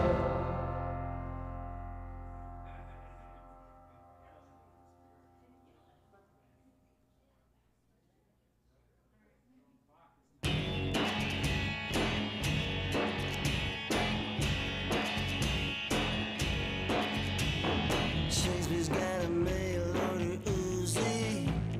Shakespeare's got a gun, he's gonna use it. Shakespeare's got a prostitute named Susie. Shakespeare's got a gun, he's gonna use it. It seems some monkey just outside of Pittsburgh finally typed out Hamlet word for word. Shakespeare's pissed off.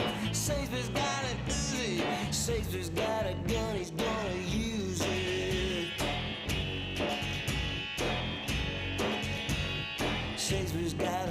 Stratocaster. He's got the sucker cranked, he's gonna blast her. Led Zeppelin was never any faster. Shakespeare's got a Fender Stratocaster. He's dressed in black, he's got a Marshall stack. He dances with baboons who jump up on his back. Our love's labor's lost, that's in the past. Shakespeare's got a Fender Stratocaster.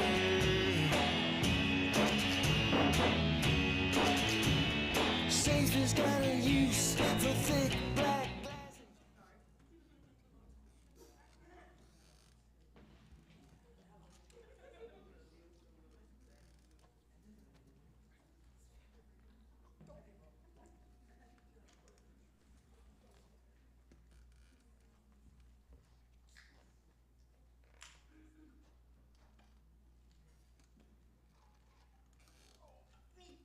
Shit, are you kidding me?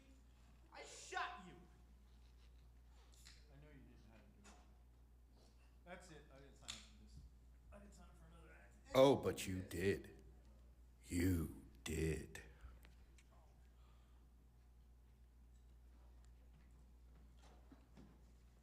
Okay, but if we have to do another set of these, can we at least change up the order? I guess. What did you have in mind? I don't hate the songs as much as I hate the whole Shakespeare in general. And I think I'm surrounded by Shakespeare. Can we start with the songs? Yeah, I agree. The song should start the second half. No. Look, if we're going to do this, let's flip all of them. Since monologues and soliloquies went first, let's have Fools and Fights start and monologues and songs end. Fine. I don't think we really have a choice anyway. And it's convenient because Derek has the number 5 fool. And he started, and he ended the first half. Hey, Derek! Derek! Hey! The yelling is my job. Derek! Ow, my ears!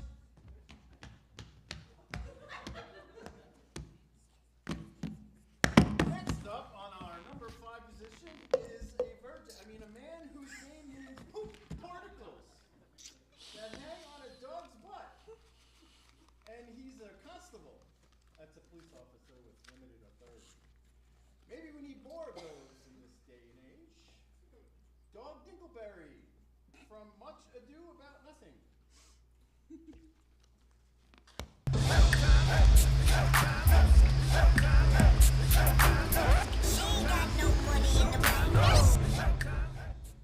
Dost thou not suspect my place?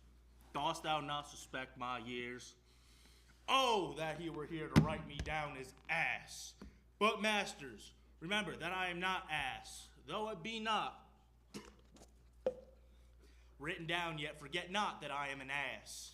No, thou villain, thou art full of piety, as shall be proved upon thee by good witness.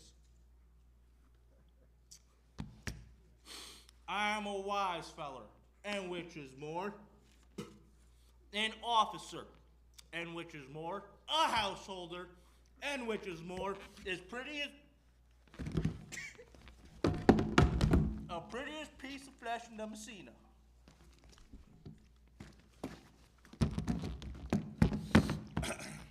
And one that knows the law, go to.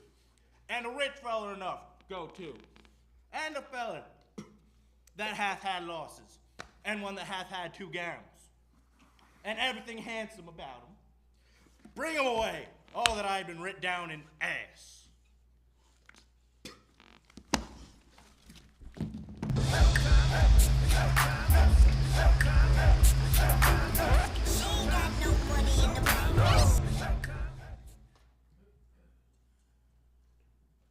Yeah, so that you had been writ down as an ass. There's a theme in a lot of the speeches, and one of those themes is the word ass. God, such a good word. Such a good animal. Such a good... Well, you know. Nudge, nudge, wink, wink. Say no more. It's songs now, right? I hope so. No, it's soliloquies, right? Anton! No,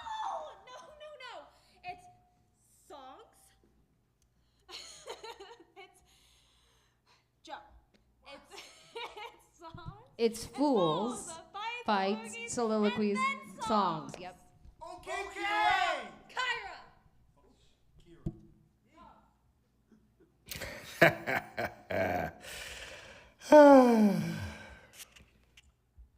Well, round 5th of our top 10 soliloquies or Shakespeare fights brings us to another couple that combines fighting with, again, you fill in the blanks. One is a triumvir of the Roman Empire, and the other is the Queen of Egypt. Welcome to Antony and Cleopatra.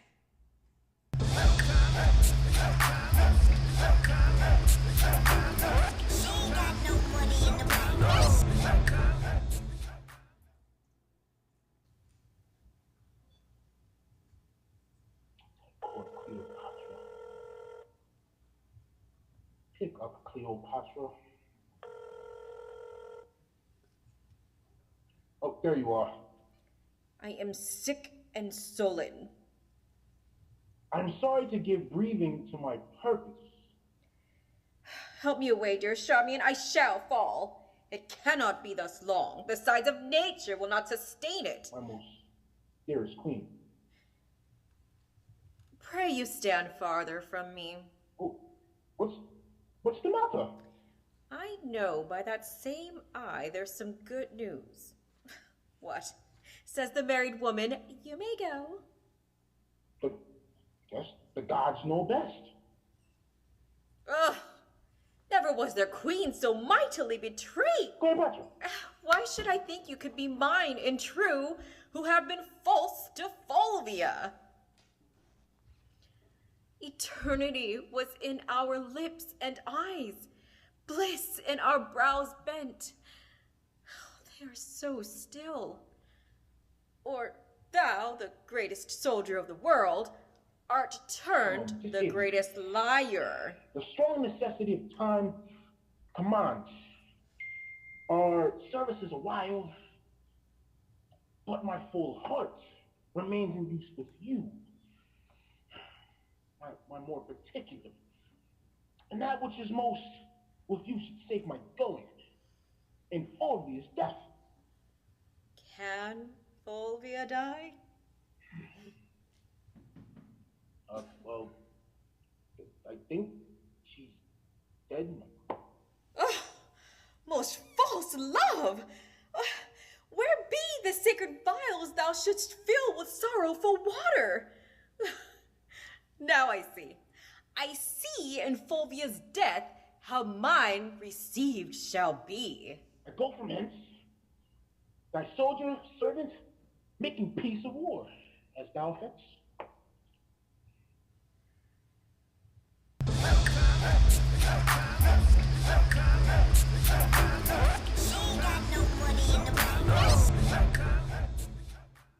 you think they'll make up?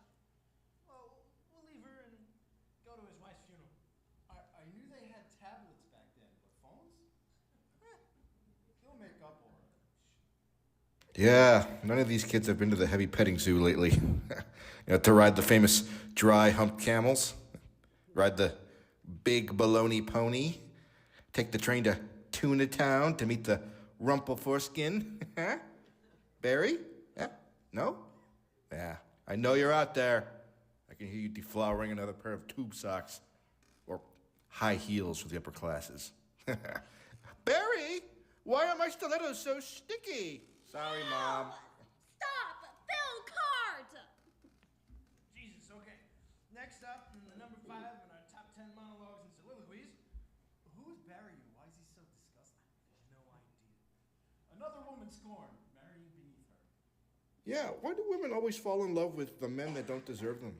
It's always some backward hats wearing, Cybertruck driving, too much Axe body spray, chicken wing huffing, harpoon scarred dumbass. Who defies nature herself by wearing gym shorts in the winter. I'm talking about you two scrotes, Joe and Andrew. You ladies know what I'm talking about, yeah? Right? Yeah? I've seen you on your romantic rendezvous in the frozen food section of Walmart. Later on, we'll catch you at the Taco Bell drive-thru where you can exchange promise rings while 21 Pilots serenades you as you meander off into the HPV sunset. Yeah, Yeah, see, that's not fair. No, I kind of like 21 Pilots. Well, at least I used to. Did it to myself.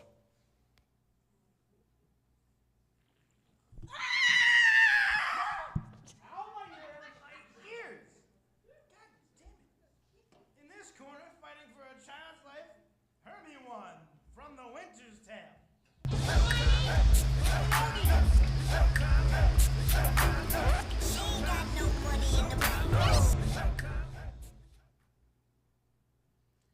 Sir, spare your threats. The bug which you would fright me with I seek. To me can life be no commodity? The crown and comfort of my life? Your favor? I do give loss, for I do feel it gone, but know not how it went. My second joy. And first fruits of my body, from his presence I am barred like one infectious. My third comfort, starred most unluckily, is from my breast. The innocent milk in its most innocent mouth. Held out to murder, myself on every post proclaimed a strumpet. With modest hatred, the childbed privilege denied, which longs to women of all fashion. Lastly, hurried here to this place. If open air, before I have got strength of limit. Now, my liege, tell me, what blessings have I here alive that I should fear to die? Therefore proceed, that yet here is. Mistake me not. No life, I price it not a straw, but for mine honor, which I would free upon surmises, all proofs sleeping else, but what your jealousies awake. I tell you, 'tis rigor and not law. Your honors all. I do refer me to the oracle. Apollo, be my judge.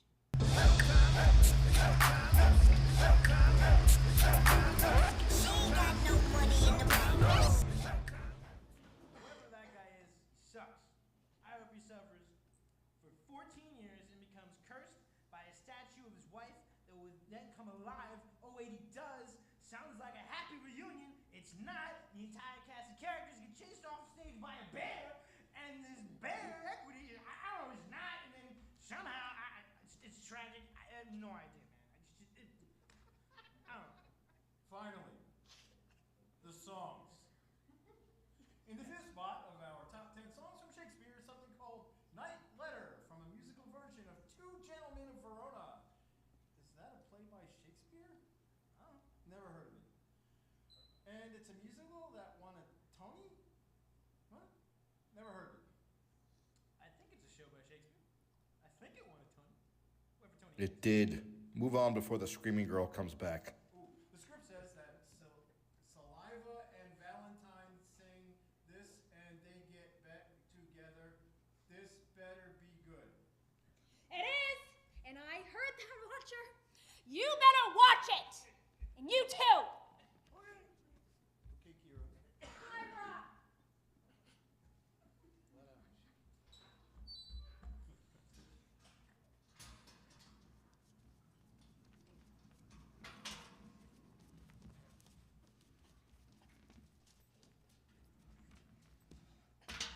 We're in Home Depot.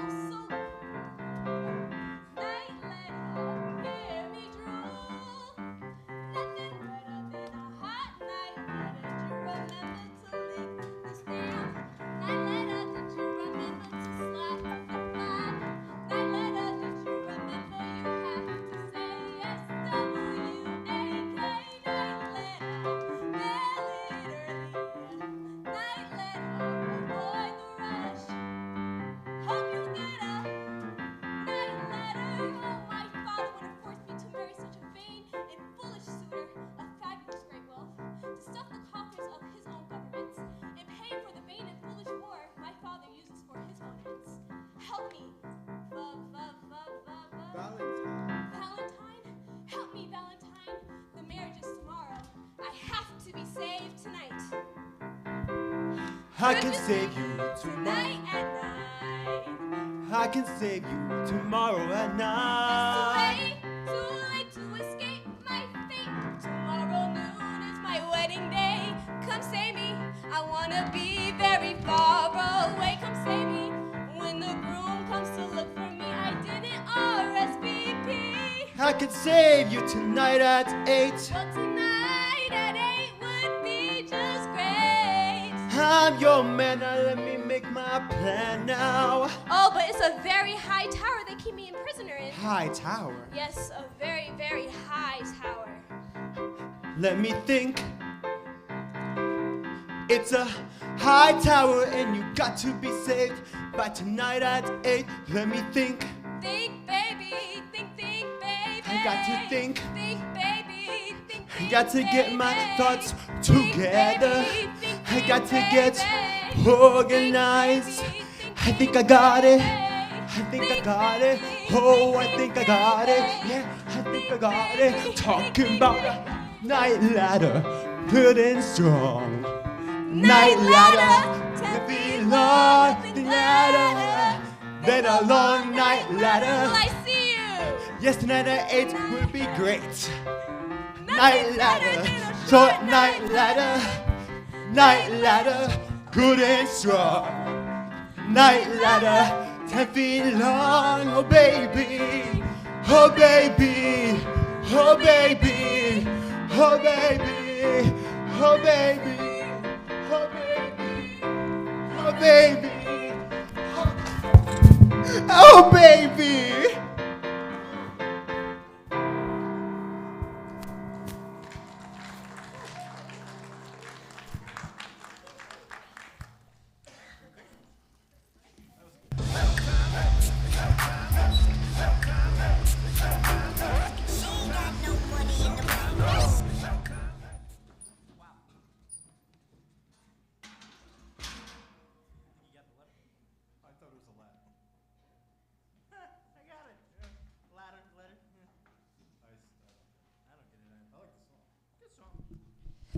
Please, please come kill them.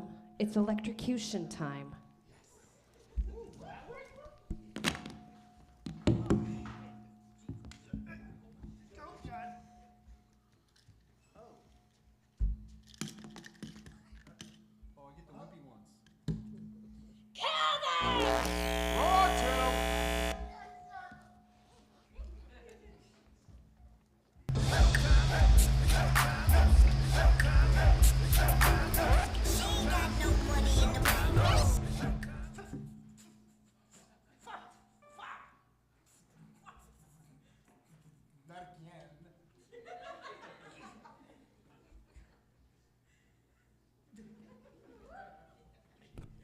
Dudes, this is totally the second act, and you should know the tropes by now. You're gonna have like 4, and then you're gonna die, and then you're gonna come back to life. Okay? Got it?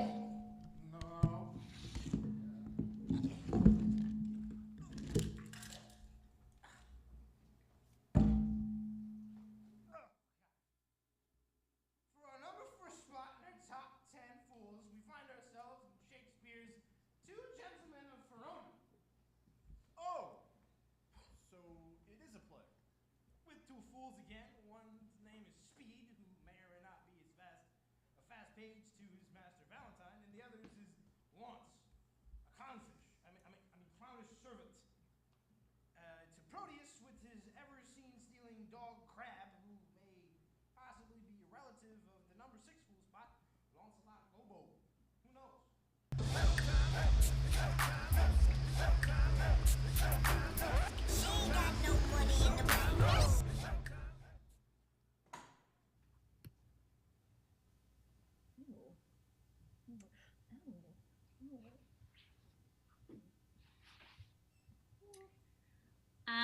How now, Senior Lance? What news in your mastership? My master's ship? Why, it is at sea. Ugh. Well, what news then in your paper? Ah, the blackest news that thou ever heardst. How, man? How black? Why, as black as ink. Let me read them. thee, jolthead. Thou canst not read. Thou liest, I can. Come, fool, try me in thy paper. There! Fine, zoons. Imprimis. She can milk. Aye, that she can. Why do you think I swiped? Ew. Item. She can knit. Oh, well, what need a man care for a stock with a wench when she can knit him a stock? Okay. Item. She can wash and scour. Oh, a special virtue, for then she need not be washed and scoured, right? Yeah. Okay. Item. She can spin. Ooh, well, then may I set the world on wheels, and she can spin and spin and spin for her living. Ew. Oh. Here follow her vices. Ew! Close at the heels of her virtues? Ooh. Item. She is not to be kissed fasting in respect of her breath. That fault may be mended with a breakfast. Read on. Item. She hath a sweet mouth. Ugh. Makes amends for her sour breath, right? Yeah, okay. Ew.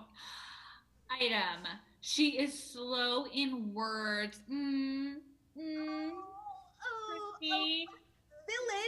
Villain, that set this down among her vices, to be slow in words is a woman's only virtue. Therefore, I say, set it among her chief virtues. Item. She hath no teeth. I care for that neither, because I love crust. We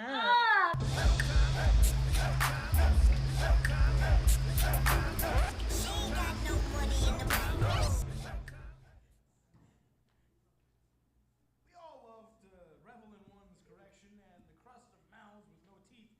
So profound. I don't think so. Eat glass. It's crunchy and spicy. I have no idea what they said. Crusty milk from breasts with no teeth? I don't know. Moving on to fight round 4. I like the fights in some of the songs, but still not Shakespeare in general. You hear that, Shakespeare? You hear that, Jessica? I hate Shakespeare. Still. Yeah. We'll stay in the Roman Empire because it's cool. With a pair of men in the middle of war ideas, tactics, and love. Everyone's favorite mat scene that involves the Stone Brutus and the acerbic Cassius.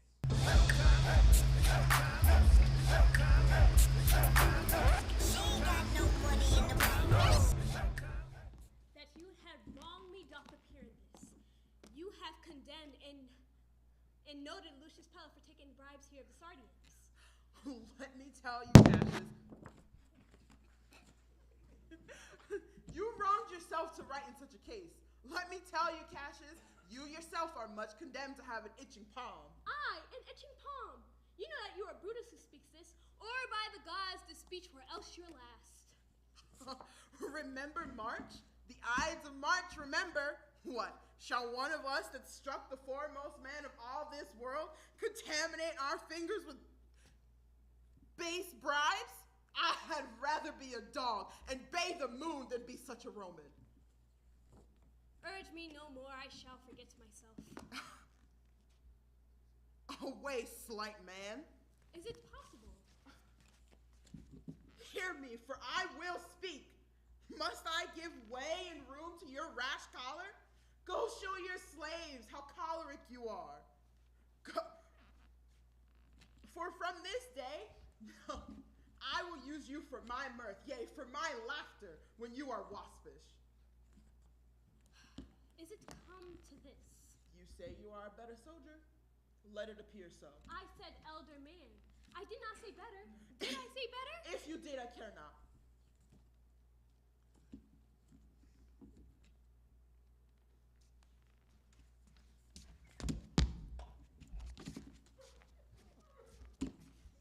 Do not presume too much upon my love. I may do that I shall be sorry for. You have done that you should be sorry for. There is no terror in your threats, Cassius, for I am armed so strong in honesty that they pass by me like the idle winds, which I respect not. I did send to you for gold to pay my legions, which you denied me. Was that done like Cassius? Oh, God, strike, be ready, gods, with all your thunderbolts. Dash him to pieces. I denied you not. You did. I did not. He was but a fool that sent my answer back. A friend should bear his friend's infirmities, but Brutus makes mine greater than they appear. I do not until you practice them on me. You love me not. I do not like your faults. Come, Antony and young Octavius, come revenge yourselves alone on Cassius. For Cassius is a worry of the world, hated by ones he loved. All his faults observed, set in a notebook, con by rote. There is my dagger. And here is my naked breast. If thou beest a Roman, take it forth. I that denied you the gold will give you my heart. Sheath your dagger. Be angry when you will. It shall have scope. Dishonor shall be humor. Has Cassius been but a mirth and laughter by his Brutus? When I spoke that, I was ill-tempered too. Do you confess so much? Give me your hand. And my heart too.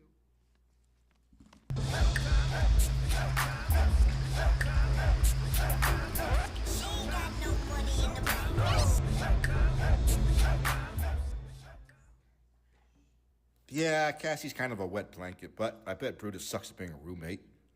Doesn't do dishes and then stabs you in the back when it's time to pay utilities. I can't trust him. You'll figure it out the fifth time you go to the fridge just to find your crab rangoon that you saved for the Ides of March are gone.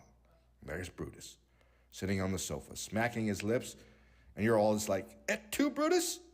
And he's all like, "Nah, Broseph, I ate way more than that." Thank you. Calm down. All right, yeah. This is all part of my miniseries I'm writing. Well, looking on like good fellows, we come to our favorite guy who loves to hate, scheme, and hate and scheme, and hate and scheme until Desdemona is blue in the face. They said Brutus, not British, dumbass. Oh. Anyway, Iago from Othello. But what can you expect of a guy that Shakespeare describes as an ensign or a junior rank of a commissioned officer, the lowest rank, and a villain? I guess it's complicated, but that's how we like our villains. Iago slithers in at the number 4 of our top 10 monologues and soliloquies.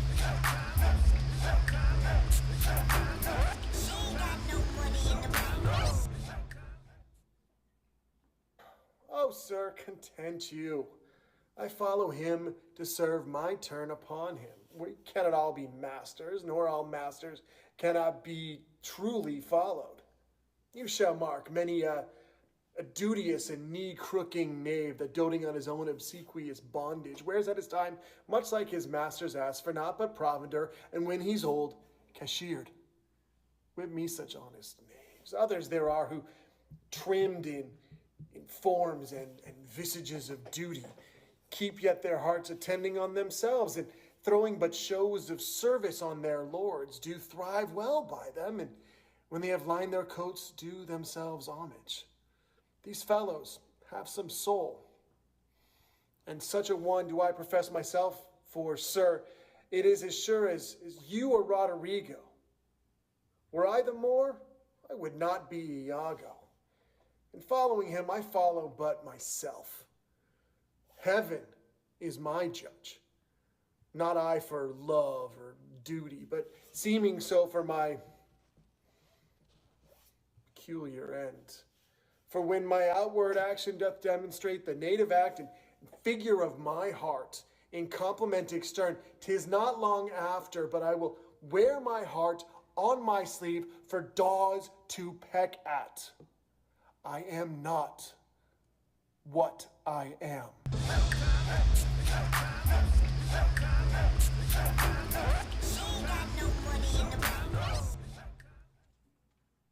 God, I love that guy. I think of those lines when I have to deal with some see you next Tuesday Karen at Starbucks. Or when Barry tells me it's disrespectful to change the lines or modernize the classics. Say, fuck you, Barry. I'll modernize Star Wars if I want to. Remember that when I scanned my pentameter on your mom's feminine ending. How come they got to do it remote? I don't know. Give me a song. Yes, give us a song. Thank you, Kyra. You're not welcome. You're with me? Just this once. Fuck, okay. You guys give me a goddamn headache, why don't you? Well, anyway, in our number 4 spot of the top 10 Shakespeare songs, we could have something that's been from The Lion King, but we found something else from Elton John in 1970 that obviously influenced his work on The Lion King. It honors both King Lear and Hamlet and Julius Caesar. Yes, absolute power corrupts absolutely. Yes, the orange man must die. The king must die. The king.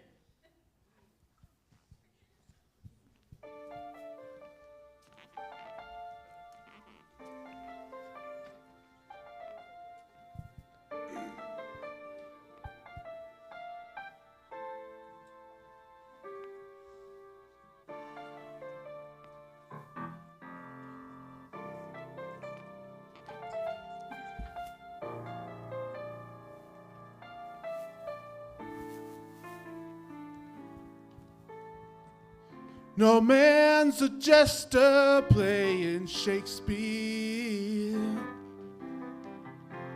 round your throne room floor, while the juggler's actors danced upon the crown that you once wore.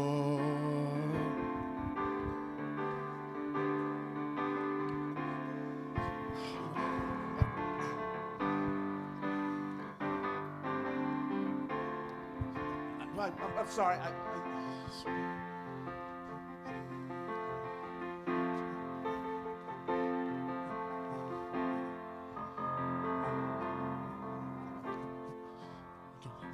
Hey, all right, I got it now.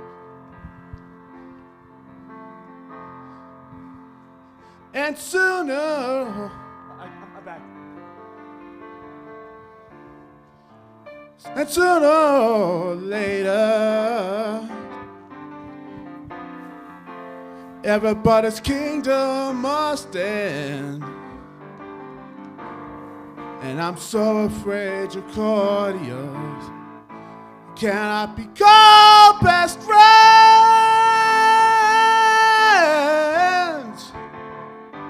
Caesar's had your troubles, widows had to cry, while mercenaries and clusters sing, and the king must die.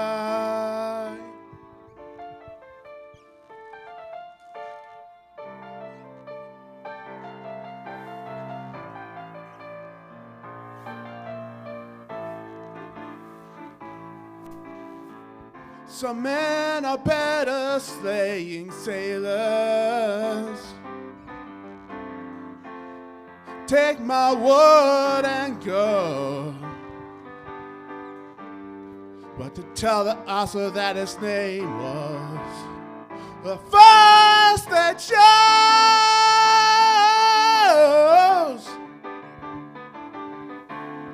And if my hands will stand forever, and the altar should refuse me, would you let me in? Would you let me in? Would you let me in? Should I cry sanctuary?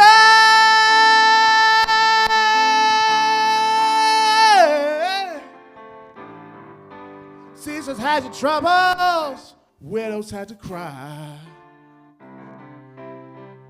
while mercenaries and clusters sing, and the king must die.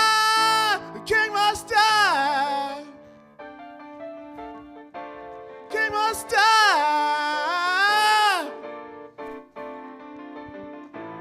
King must die.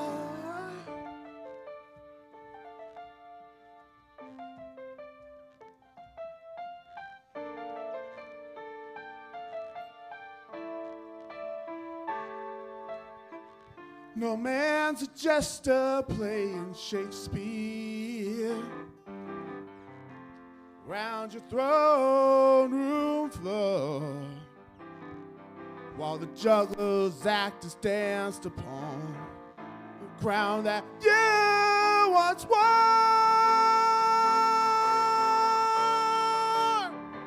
The king is dead.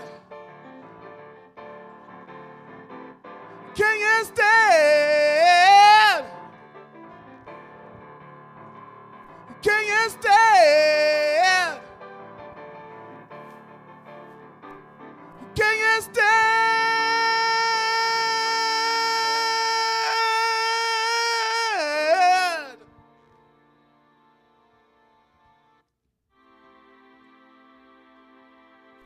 Long live the king.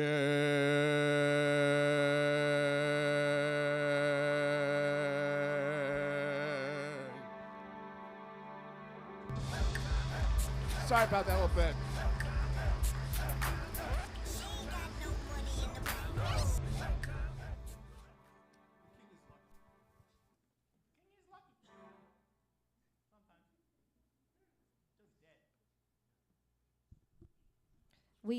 We must kill them. Please bring the knives. Yes, there's the black one. There's the red one. Please kill them. Put it to my breast with crusty milk.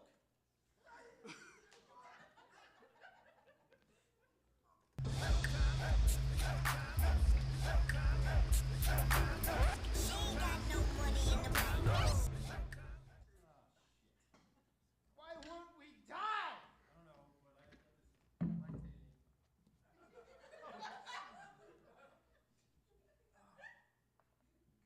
Really, Jess, I'm ready to go at this point. Yeah, no kidding, you're getting older by the minute. Well, shit, fucking number 3 spot is our favorite part that theater nerds in high school meet, Puck, on Midsummer's Night's Dream.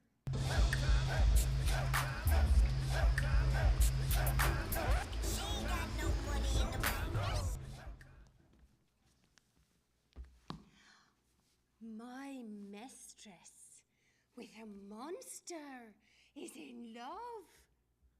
Near to her close and consecrated bower, while she was in her dull and sleeping hour.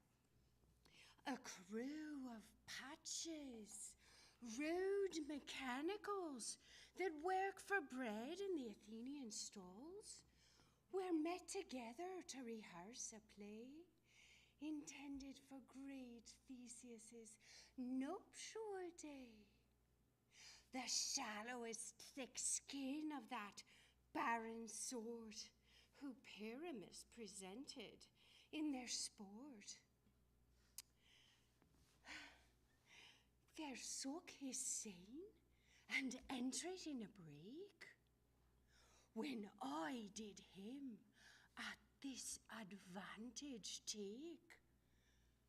An ass's knoll I fixed on his head. Anon his Thisbe must be answered, and forth my mimic comes, when they him spy, sever themselves and madly sweep the sky.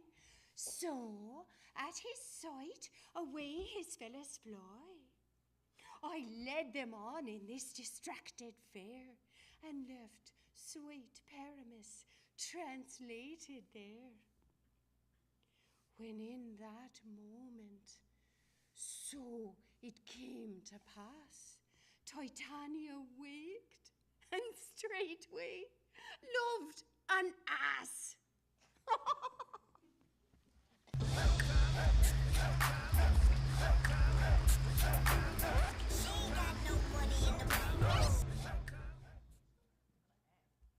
Asses and moles. Asses and moles. Now it's on. Well, we've been told that the following fight is one of the most fun rapier/dagger fights to choreograph. I don't know what that means. Something about ripping head off.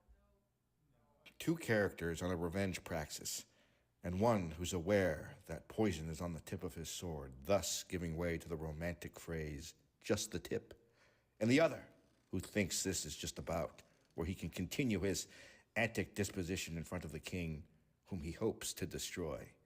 Just the tip. That's what she said.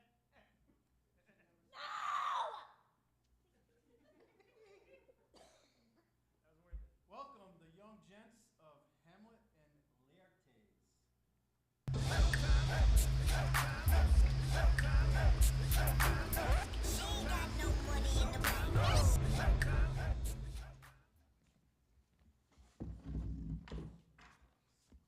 This happens, this type of stuff in live theater, folks.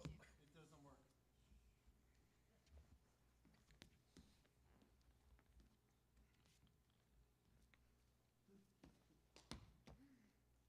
Come on, sir.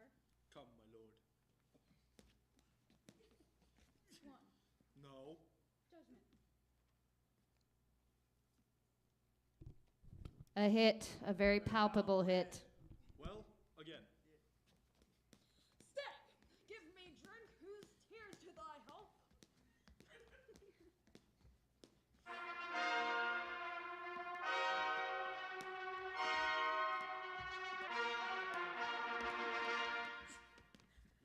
I shall plead this up first, set it by a while. Come. Another hit. What say you? A touch, I do confess. Our son shall win! He is fat and scant of breath. Here, Hamlet, take my napkin, rub thy brows. The queen carouseth thy fortune, Hamlet. Good, madam. Gertrude, do not drink. I will, pray. I will, my lord. I pray you pardon me. Aside. It is a poison cup. It is too late.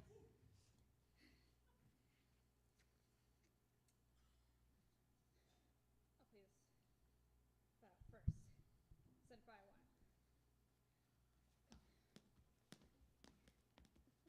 Come. Another hit. I do not think it. Oh, just fight. Side.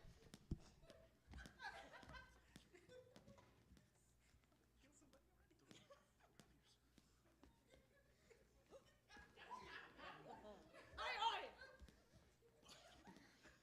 Come on, hit him already. Part them. They are Strike hard, strike fast. Nay, come again. Part them. Show no mercy, Hamlet. Anton.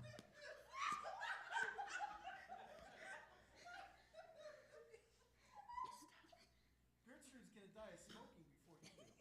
Bite me. A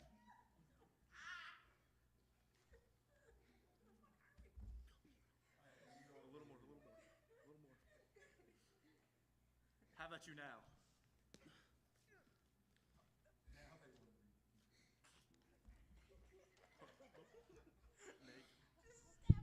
Die, Gertrude, die. Poison. She sounds to see them bleed. Hold on. 1 second. No, the drink, Oh, my dear Hamlet, the drink. I am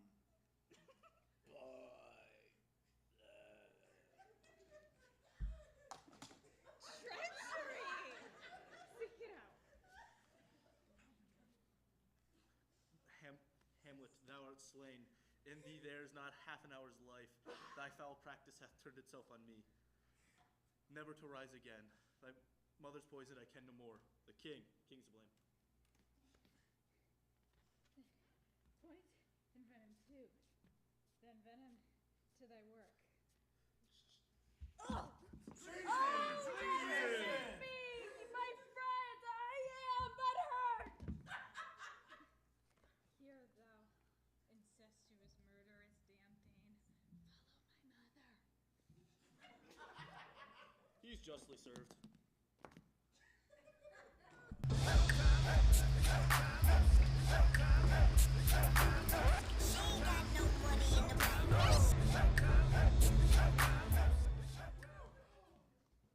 Do you think that Hamlet got the point?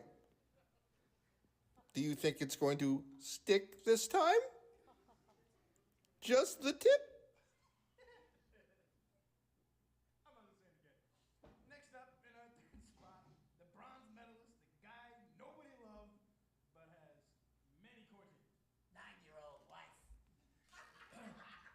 And prisoner, the future king, Henry V. He was well-educated, well-spoken, but not too terribly interested in being good at his job until it was too late. And the speech we'll watch him perform? Is that epiphany moment that many of us have, and it feels that we have almost touched God. But unfortunately, it's right before his death. Well, crowns off to you, King Richard II. You got there too late. But you got there, buddy.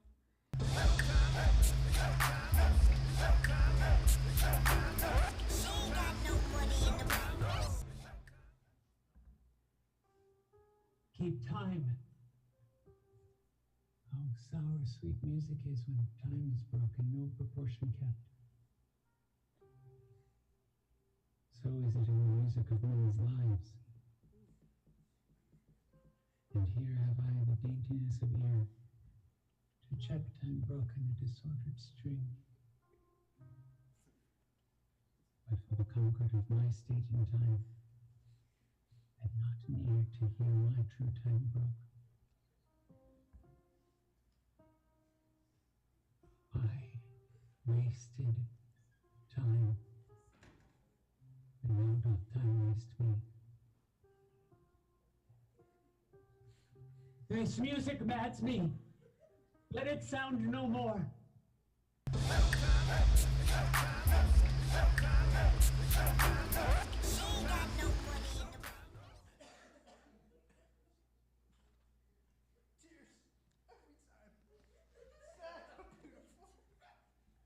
Are we killing time, or is time killing us?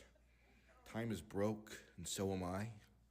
Please give to mine Patreon, for I sit underthroned and unkinged, with the perpetual lesson learned. You can unking a monarchy, but you can't Understand a word that guy said. Barry's mom! Okay, Joe, what do you want now? The song. Yes, but I'm reading the fact that we've been voluntold by Jessica to sing the next song. Yes, you will sing Brush Up Your Shakespeare in order to pass your class. It's time. Oh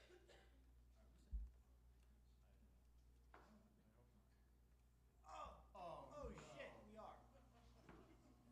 Oh, god damn it. I'm not standing. Are you standing? I'm not standing. No. I'll sit. Don't work the game. I'm gonna sit and sing. This is eerily slow.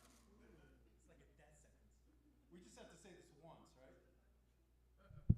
Hit it, Leon.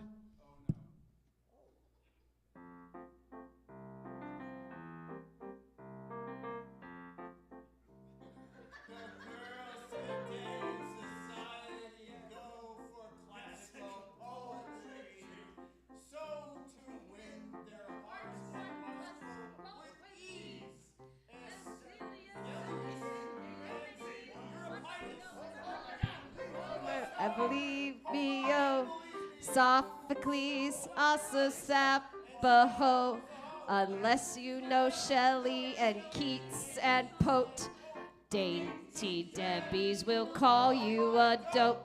But the poet of them all, who will start 'em simply raving, is the poet people call the Bard of Stratford-on-Avon.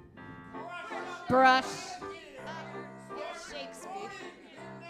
Start quoting him now.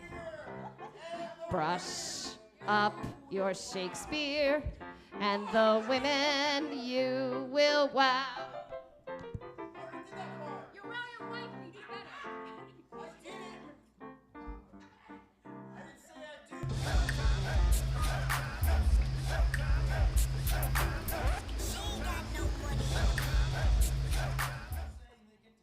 This stuff happens on live theater, people. In any case, we're not professionals, as you can see. And that heinous crime that will kill us very soon. Please, kill us already. Although I think I just I think you were supposed to die via gasoline. with gasoline. Yes. Give me the gas. Pour it on me. Yes, please. No match. Out of the cloud of hellfire. Oh shit. And I bring you fire. Well, he knows how to die. Just die.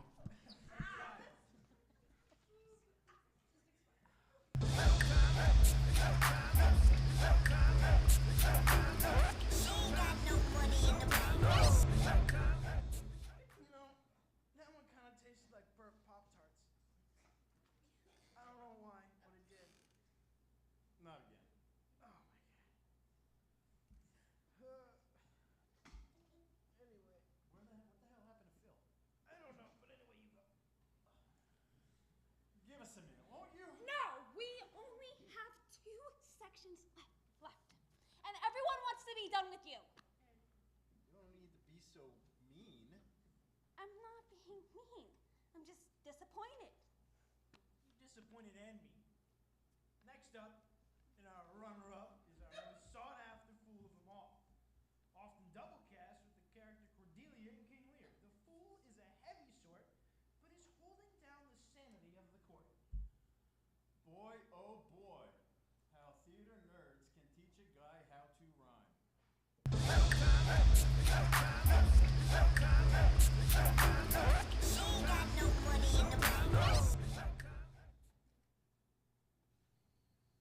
No, faith. Lords and great men will not let me. If I had a monopoly out, they'd have part on't. And ladies too.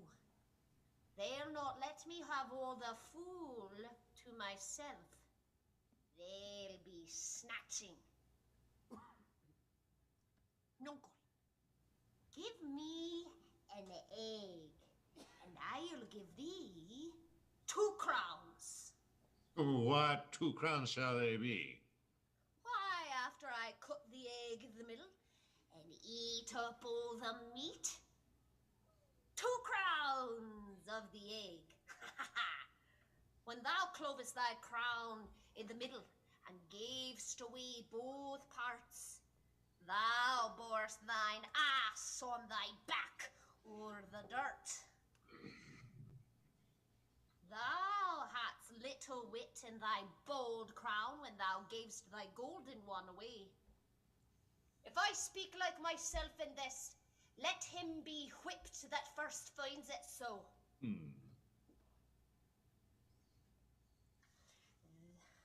Those had ne'er less grace in a year, for wise men are not grown foppish, and know not how their wit to wear. Their manners are so apish. When will you want to be so full of song, Sarah? I have used it, nuncle, ere since thou madest thy daughters thy mothers.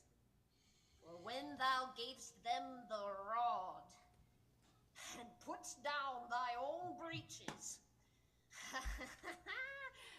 then they for sudden joy did weep, and I for sorrow sung, that such a king should play bo peep, and go the fools among.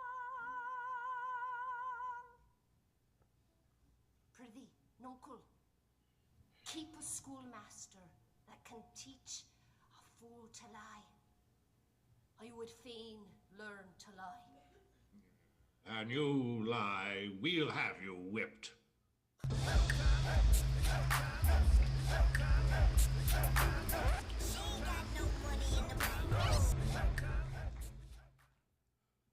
See? I told you there was a theme to the word ass. So many asses. So little time. Well, okay. I hope you're ready for some more rapier death, because for round 2 of our fights, we have Tybalt and Mercutio from Romeo and Juliet. The cat versus the cousin.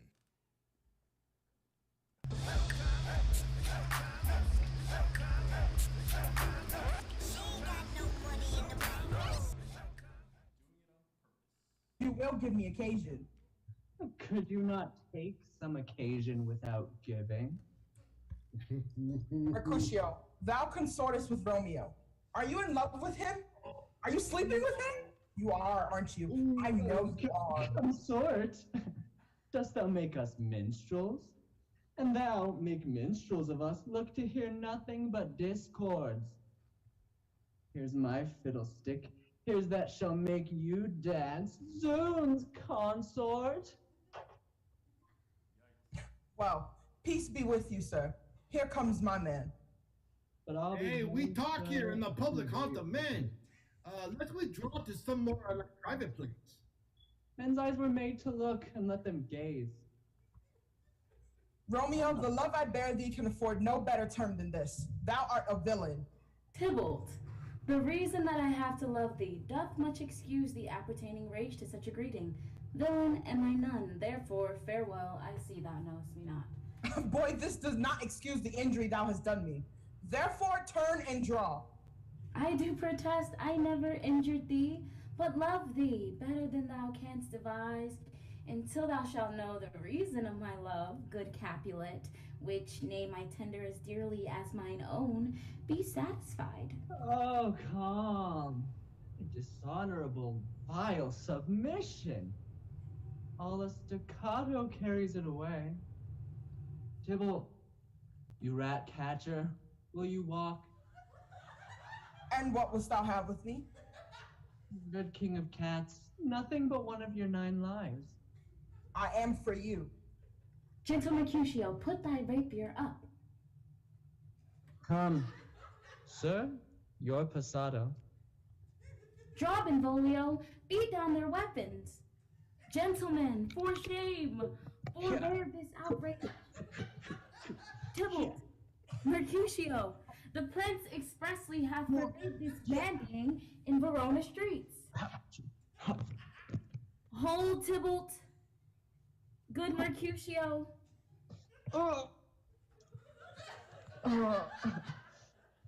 I'm hurt. A plague of both houses. I sped. Is he gone and hath nothing?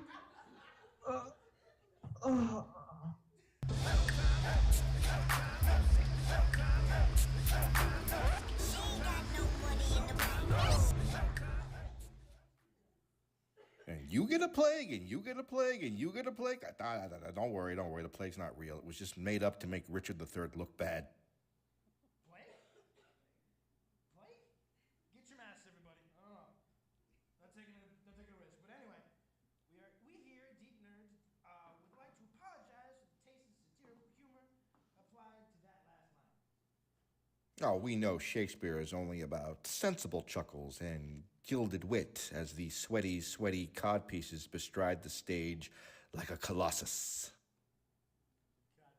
Anyway, we promise we have learned our lesson and will only stick to literary hay and oats you sheep prefer.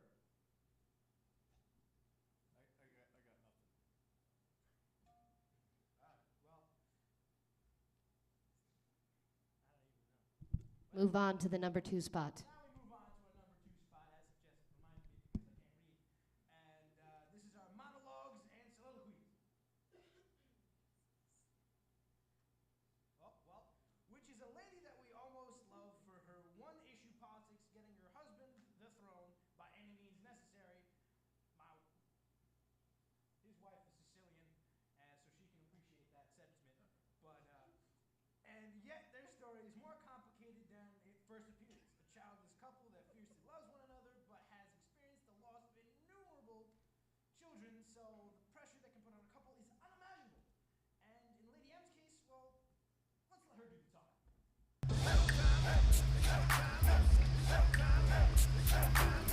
She ain't got no money in the bank.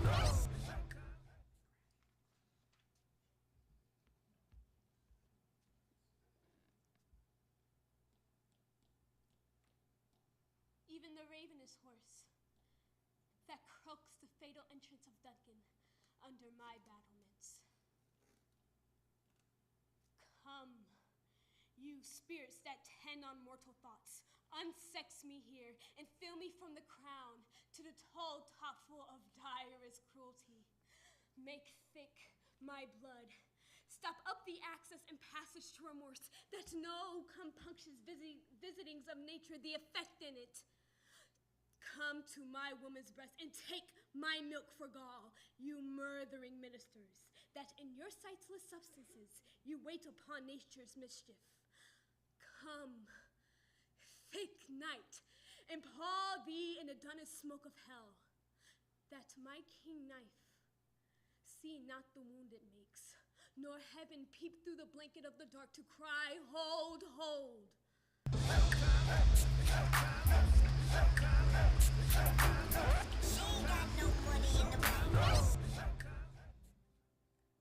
It's obvious that her heart is turned to steel in order to avoid the trauma one feels from the loss of a child.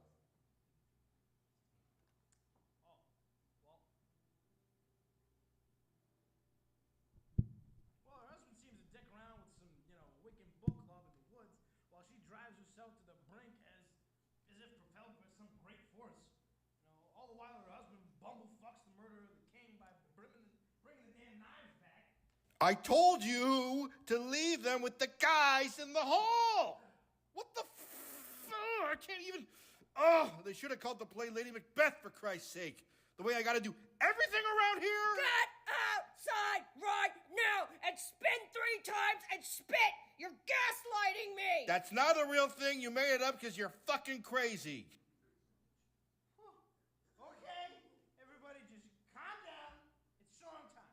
A song will help us. Thank God. Give me a song. Yeah, Sigh No More by Mumford & Sons. Good song. Yeah, I think it's got a quote from Much Ado About a Play, and we saw the leads of this play fight before the intermission. I think I do care about this one all of a sudden. Am I liking Shakespeare? No. But, no, we're not going there. I'm holding strong. We still hate him, but this song is kind of good. It's about one dude letting his lady know that even though things are dark right now, things will get better. Sounds kind of nice.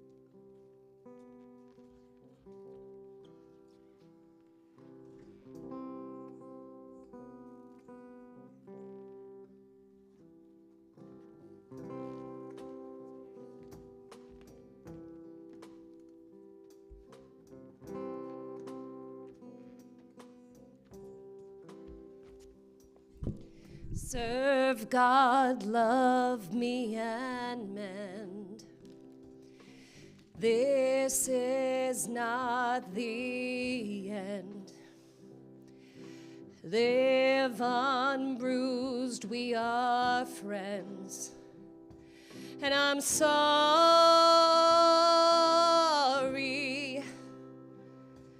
I'm sorry.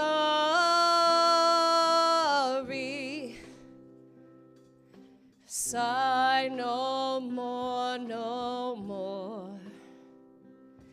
One foot in sea, one on shore. My heart was never pure. And you know me. You know me. But man is a giddy thing. Oh, man is a giddy thing. Oh, man is a giddy thing. Oh, man is a giddy thing. Love, it will not betray, dismay, or enslave you. It will set you free. Be more like the man that you were meant to be. There is a design and alignment to cry on my heart to see the beauty of love as it was meant to be, as it was meant to be, as it was meant to be.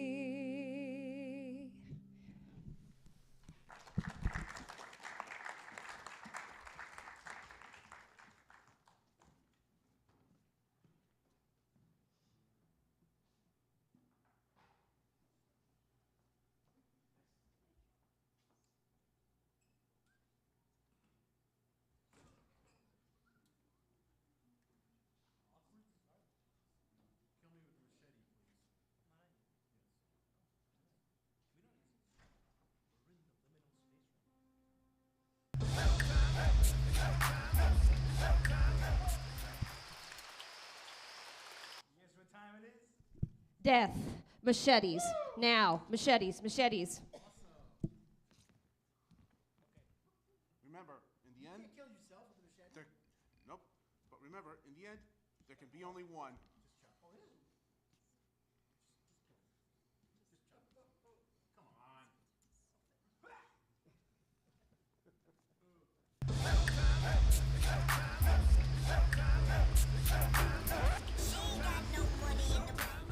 Fuck's sake, you fucking kidding me.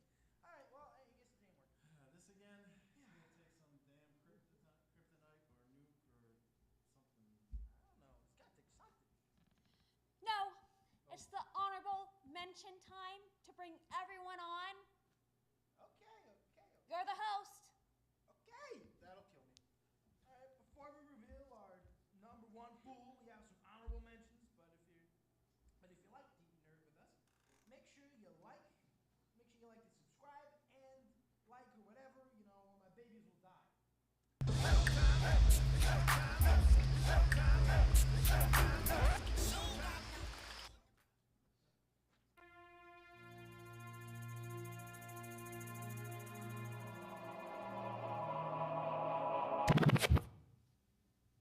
To an ass were nothing. He is both ass and ox. To an ox were nothing. He is both ox and ass. To be a dog, a moil, a cat, a fish hook, a toad, a lizard, an owl, a peacock, or a herring with a roe, I would not care. But to be with B. Arthur, I would conspire against destiny.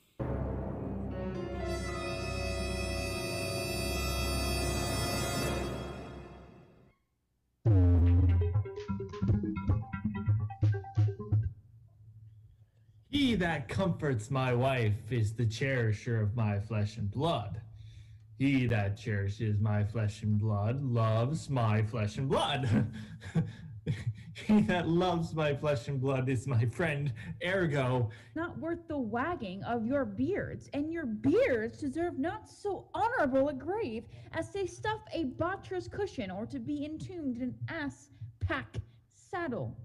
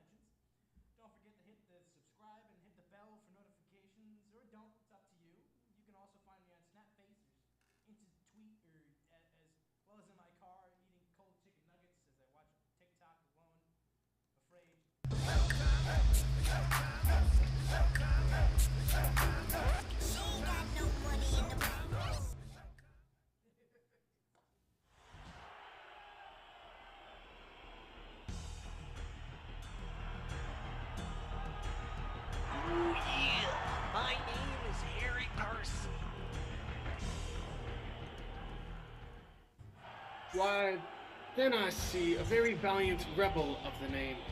I am the Prince of Wales. 2 stars keep not their motion in one sphere, nor can one England brook a double reign of Harry Percy and the Prince of Wales. Nor shall it, Harry, for the hour is come to end the one of us. Would to God thy name and arms were now as great as mine.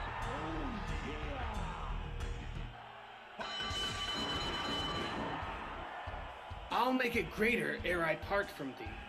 I'll crop to make a garland for my head. I can no longer brook thy vanities. Oh yeah!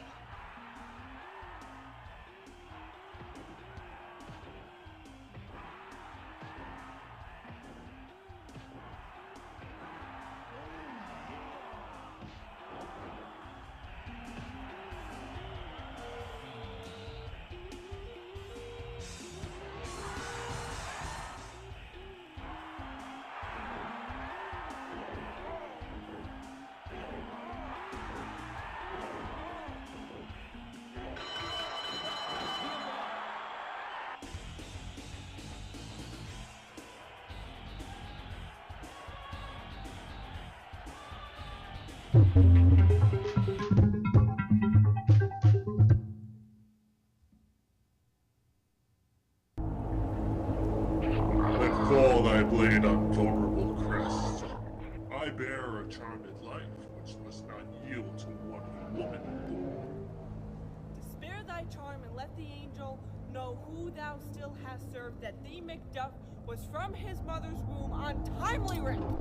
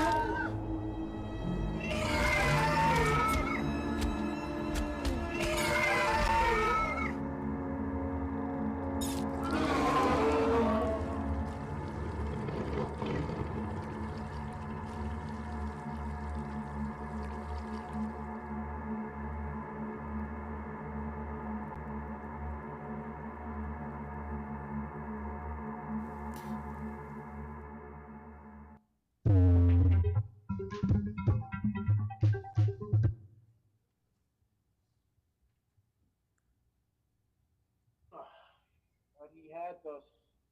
How? Unlawfully? Aye. He will not say so. No, his mouth is stopped. Honestly, I go ahead. Taking orders for. Oh, my fear interprets. Why, is he dead? That all his hair has been lies, my great revenge. A stomach for them all. Alas, he has betrayed and I undone. Strumpet, weep thou to my face. Oh, banish me, my lord, but kill me not. Send down, strumpet.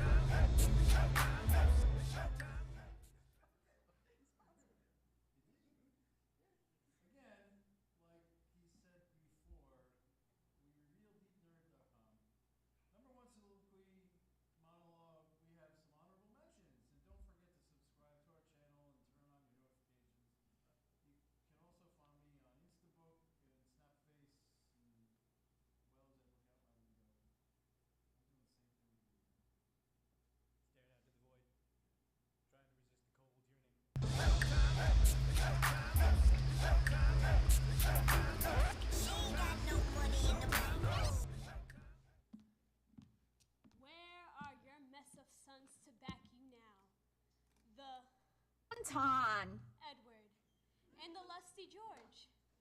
And what about that crook-back prodigy, Dickie, your boy, that with his grumbling voice was wont to cheer his dad with mutines? Or with all the rest? Where is your darling rootsland. Look, York, I stained this napkin with the blood that valiant Clifford made issue from the bosom of the boy. If ancient sorrows be reverent, give mine the benefit of seniority, and let my griefs frown upon the upper hand. Thy sorrows can admit society. Tell over your woes again by viewing mine. I had an Edward, till a Richard killed him. I had a George. I had a husband, till a Richard killed him. Thou hast an Edward, till a Richard killed him. Thou hast a Richard, till a Richard killed him. We feud. We happy feud. We band of brothers. For he today that sheds his blood with me shall be my brother, be he ne'er so vile. This day shall gentle his condition. And gentlemen in England now abed shall think themselves accursed they were not here, and hold their manhood cheap, whilst then he speaks that fought upon us on St. Crispin's Day.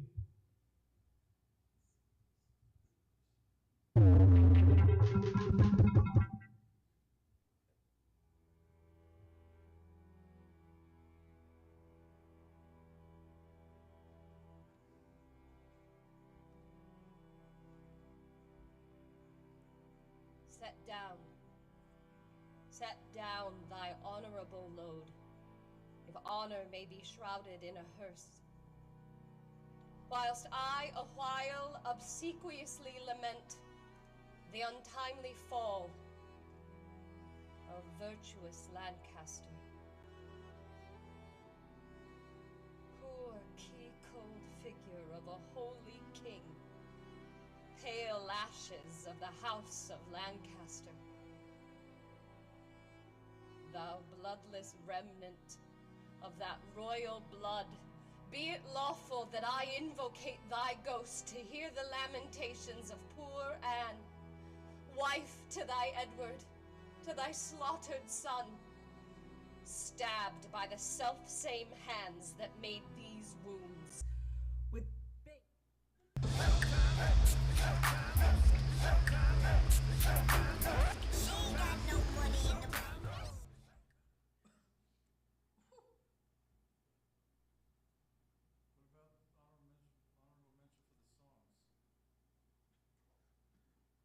Oh, there are only two, and one isn't even about Shakespeare, but the band had the audacity to name themselves after Shakespeare.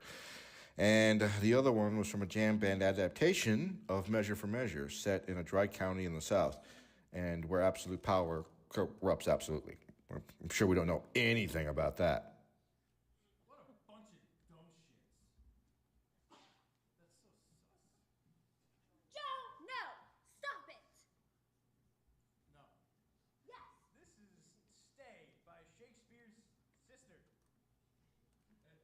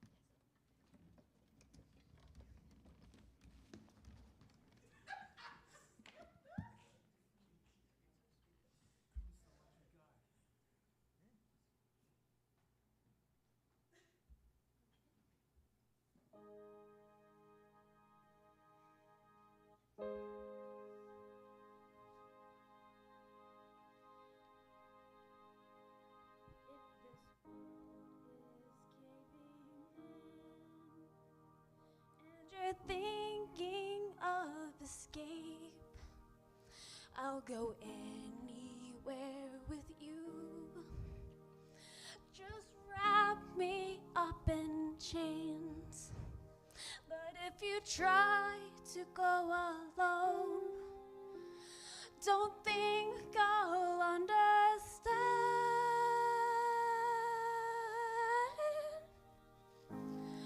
Stay with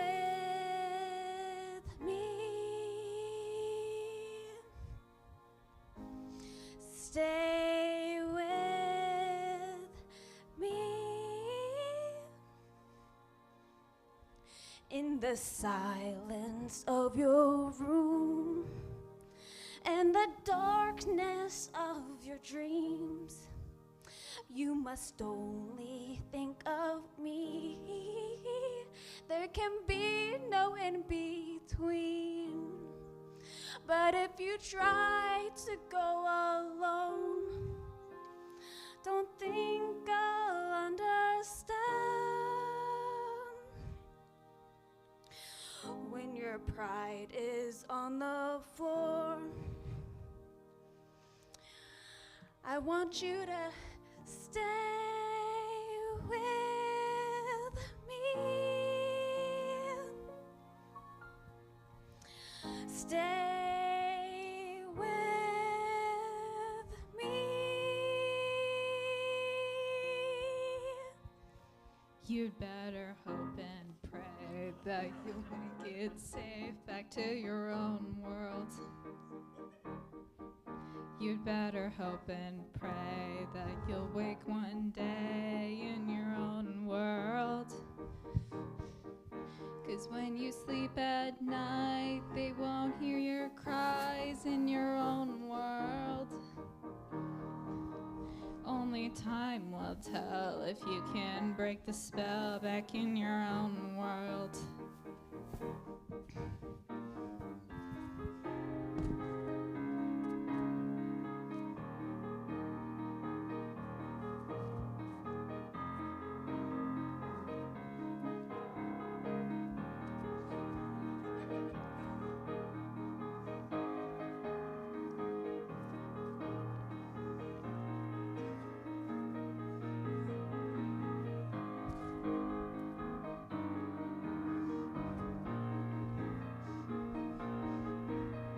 Stay with me. Stay with me.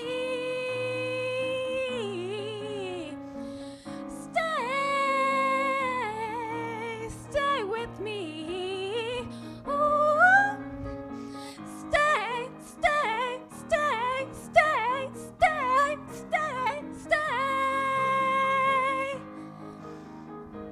Stay with me.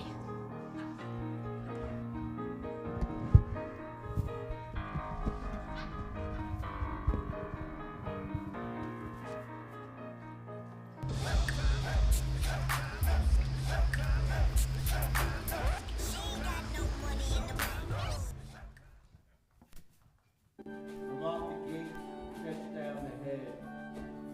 Measure for measure shall be answered. Wrong hath wrong, and blame to you a blame. Sung the song, and now I'll end the game. Show here and so am I. To eternity we will glide. Over chaos, to the arms of Gethsemane. Though we cry in agony, blood and sweat, well, I'll take my chances and I'll risk regret. Meet you at the altar with the temple of my heart.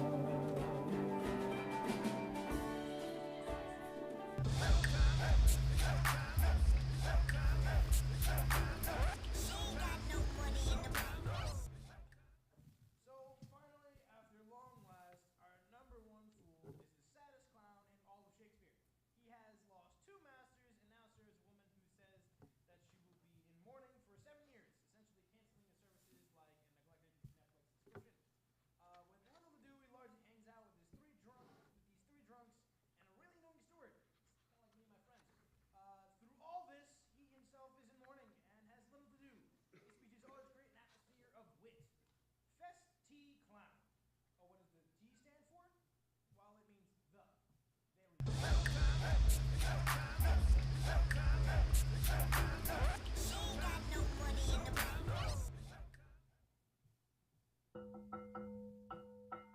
Save, friend, and thy music. Dost thou live by thy tabor? No, sir, I live by the church. Art thou a churchman? No such matter, sir. I do live by the church, for I do live at my house, and my house does stand by the church. So thou mayst say the king lies by a beggar if a beggar dwells near him, or the church stands by thy tabor if thy tabor stand by the church. You have said, sir. Oh, to see this age, a sentence is but a cheverel glove to a good wit. How quickly the wrong side may be turned outwards. Well,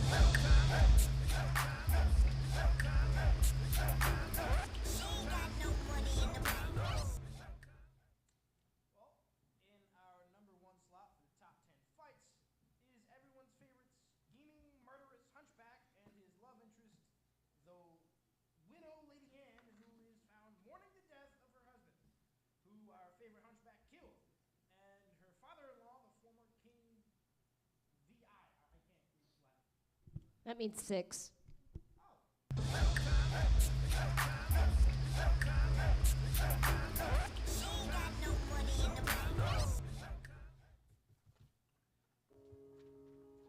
Didst thou not kill this king? I grant thee.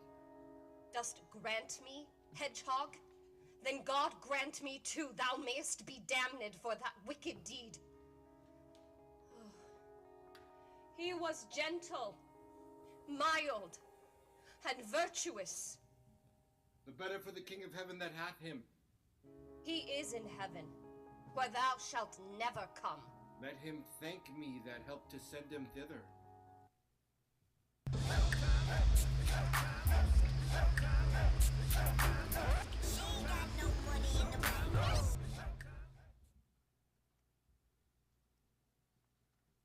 Now, many of our honorable mentioned our number one slot for our top 10 monologues and soliloquies, and it's no wonder he's the best character in Shakespeare and the best villain. Seriously, this guy kills Anne's husband, and he gets hurt and fall for him while his body isn't even cold yet. Damn! The only way you could top that is by having Richard use Edward's body as a Muppet as he gets her to sing her ABCs, and then proceed to use Edward's corpse as a mattress to make the beast with 2 backs. After which, he power slides to the front of the stage, jazz hands akimbo, and says, "We're just getting started, folks." Welcome back to our crook-back prodigy, the Duke of Gloucester, Richard III.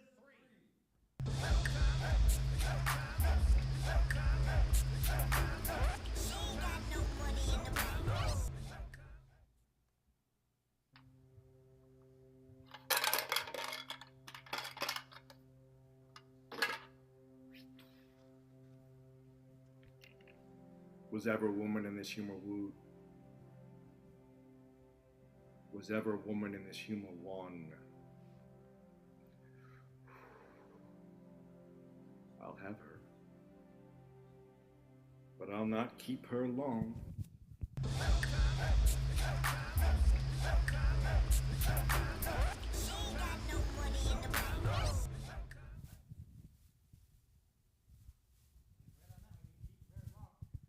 Well, you've come to the last top 10.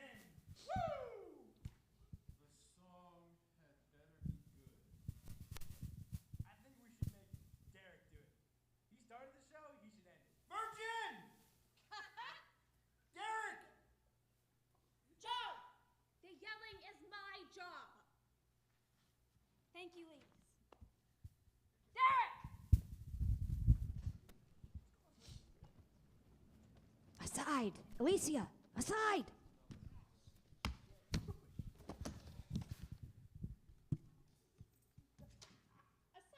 Anton!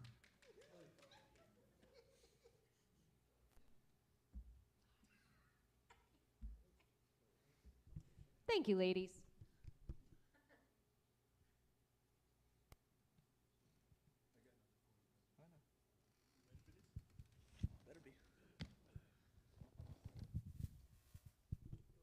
It's hard to be the bard.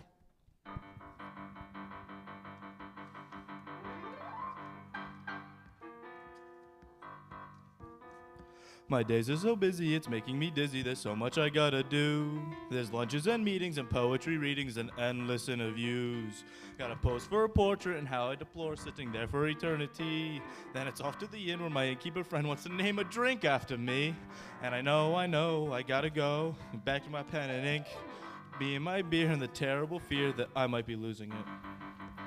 And it's hard. It's hard. It's hard. It's hard. It's so incredibly hard. hard. So very, very hard. I make it look easy, but honey, believe me, it's hard. It's hard. It's hard. It's hard. So incredibly hard. Hard. So unconceivably, unbelievably hard. It's hard to be the bard. Honestly, I don't know how I do it. There's only so much of me to go around. I got so many fans with so many demands, I can hardly go take a piss. He can't pee. Be a theater freak or the autograph seekers, they all want a piece of this. Woo. It's a cross that I bear, I'm like, Jesus, I swear it's a burden, but I suffer through it. All part of the game, the trappings of fame, but somebody's gotta do it. I know, I gotta go and get back to my pen and ink. Oh, don't make me do it, don't make me go through it. Can somebody get me a drink? Get him a drink, Willa! It's hard. It's hard. It's hard. It's hard. So incredibly hard. So very, very hard.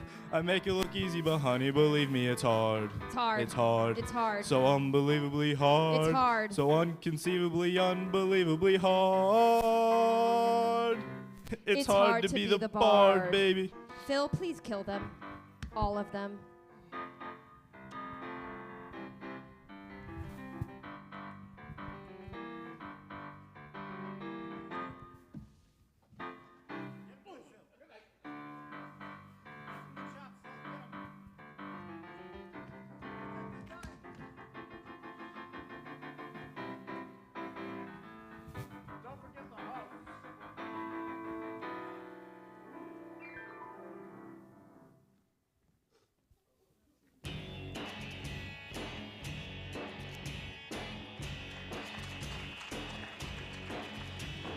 Shakespeare's got a mail order Uzi.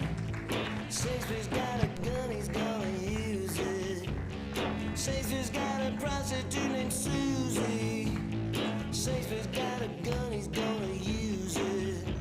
It seems some monkey just outside of Pittsburgh finally typed out Hamlet, word for word. Shakespeare's pissed off. Shakespeare's got a Uzi.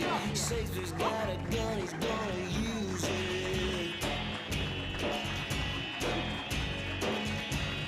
Shakespeare's got a Fender Stratocaster. He's got the second crank, he's gonna blast her. Led Zeppelin was never any faster. Shakespeare's got a Fender Stratocaster. He's dressed in black, he's got a Marshall stack. He dances with baboons who jump up on his back. All love's labor's lost, nuts in the glass. Shakespeare's got a Fender Stratocaster.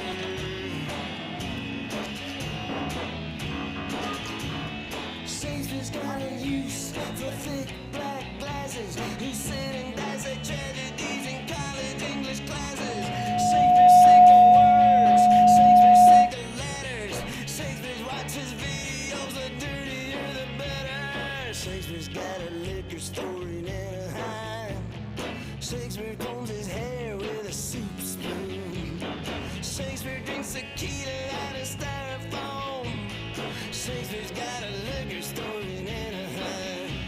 He sells magazines, he eats cigarettes, he never says a word, he sleeps in a Corvette. Oh, Shakespeare's got a gun, Shakespeare's got an Uzi, Shakespeare's got a guitar, says he's gonna use it. Shakespeare's got a gun in a liquor store in Anaheim. Shakespeare's got a gun, he's gonna use it.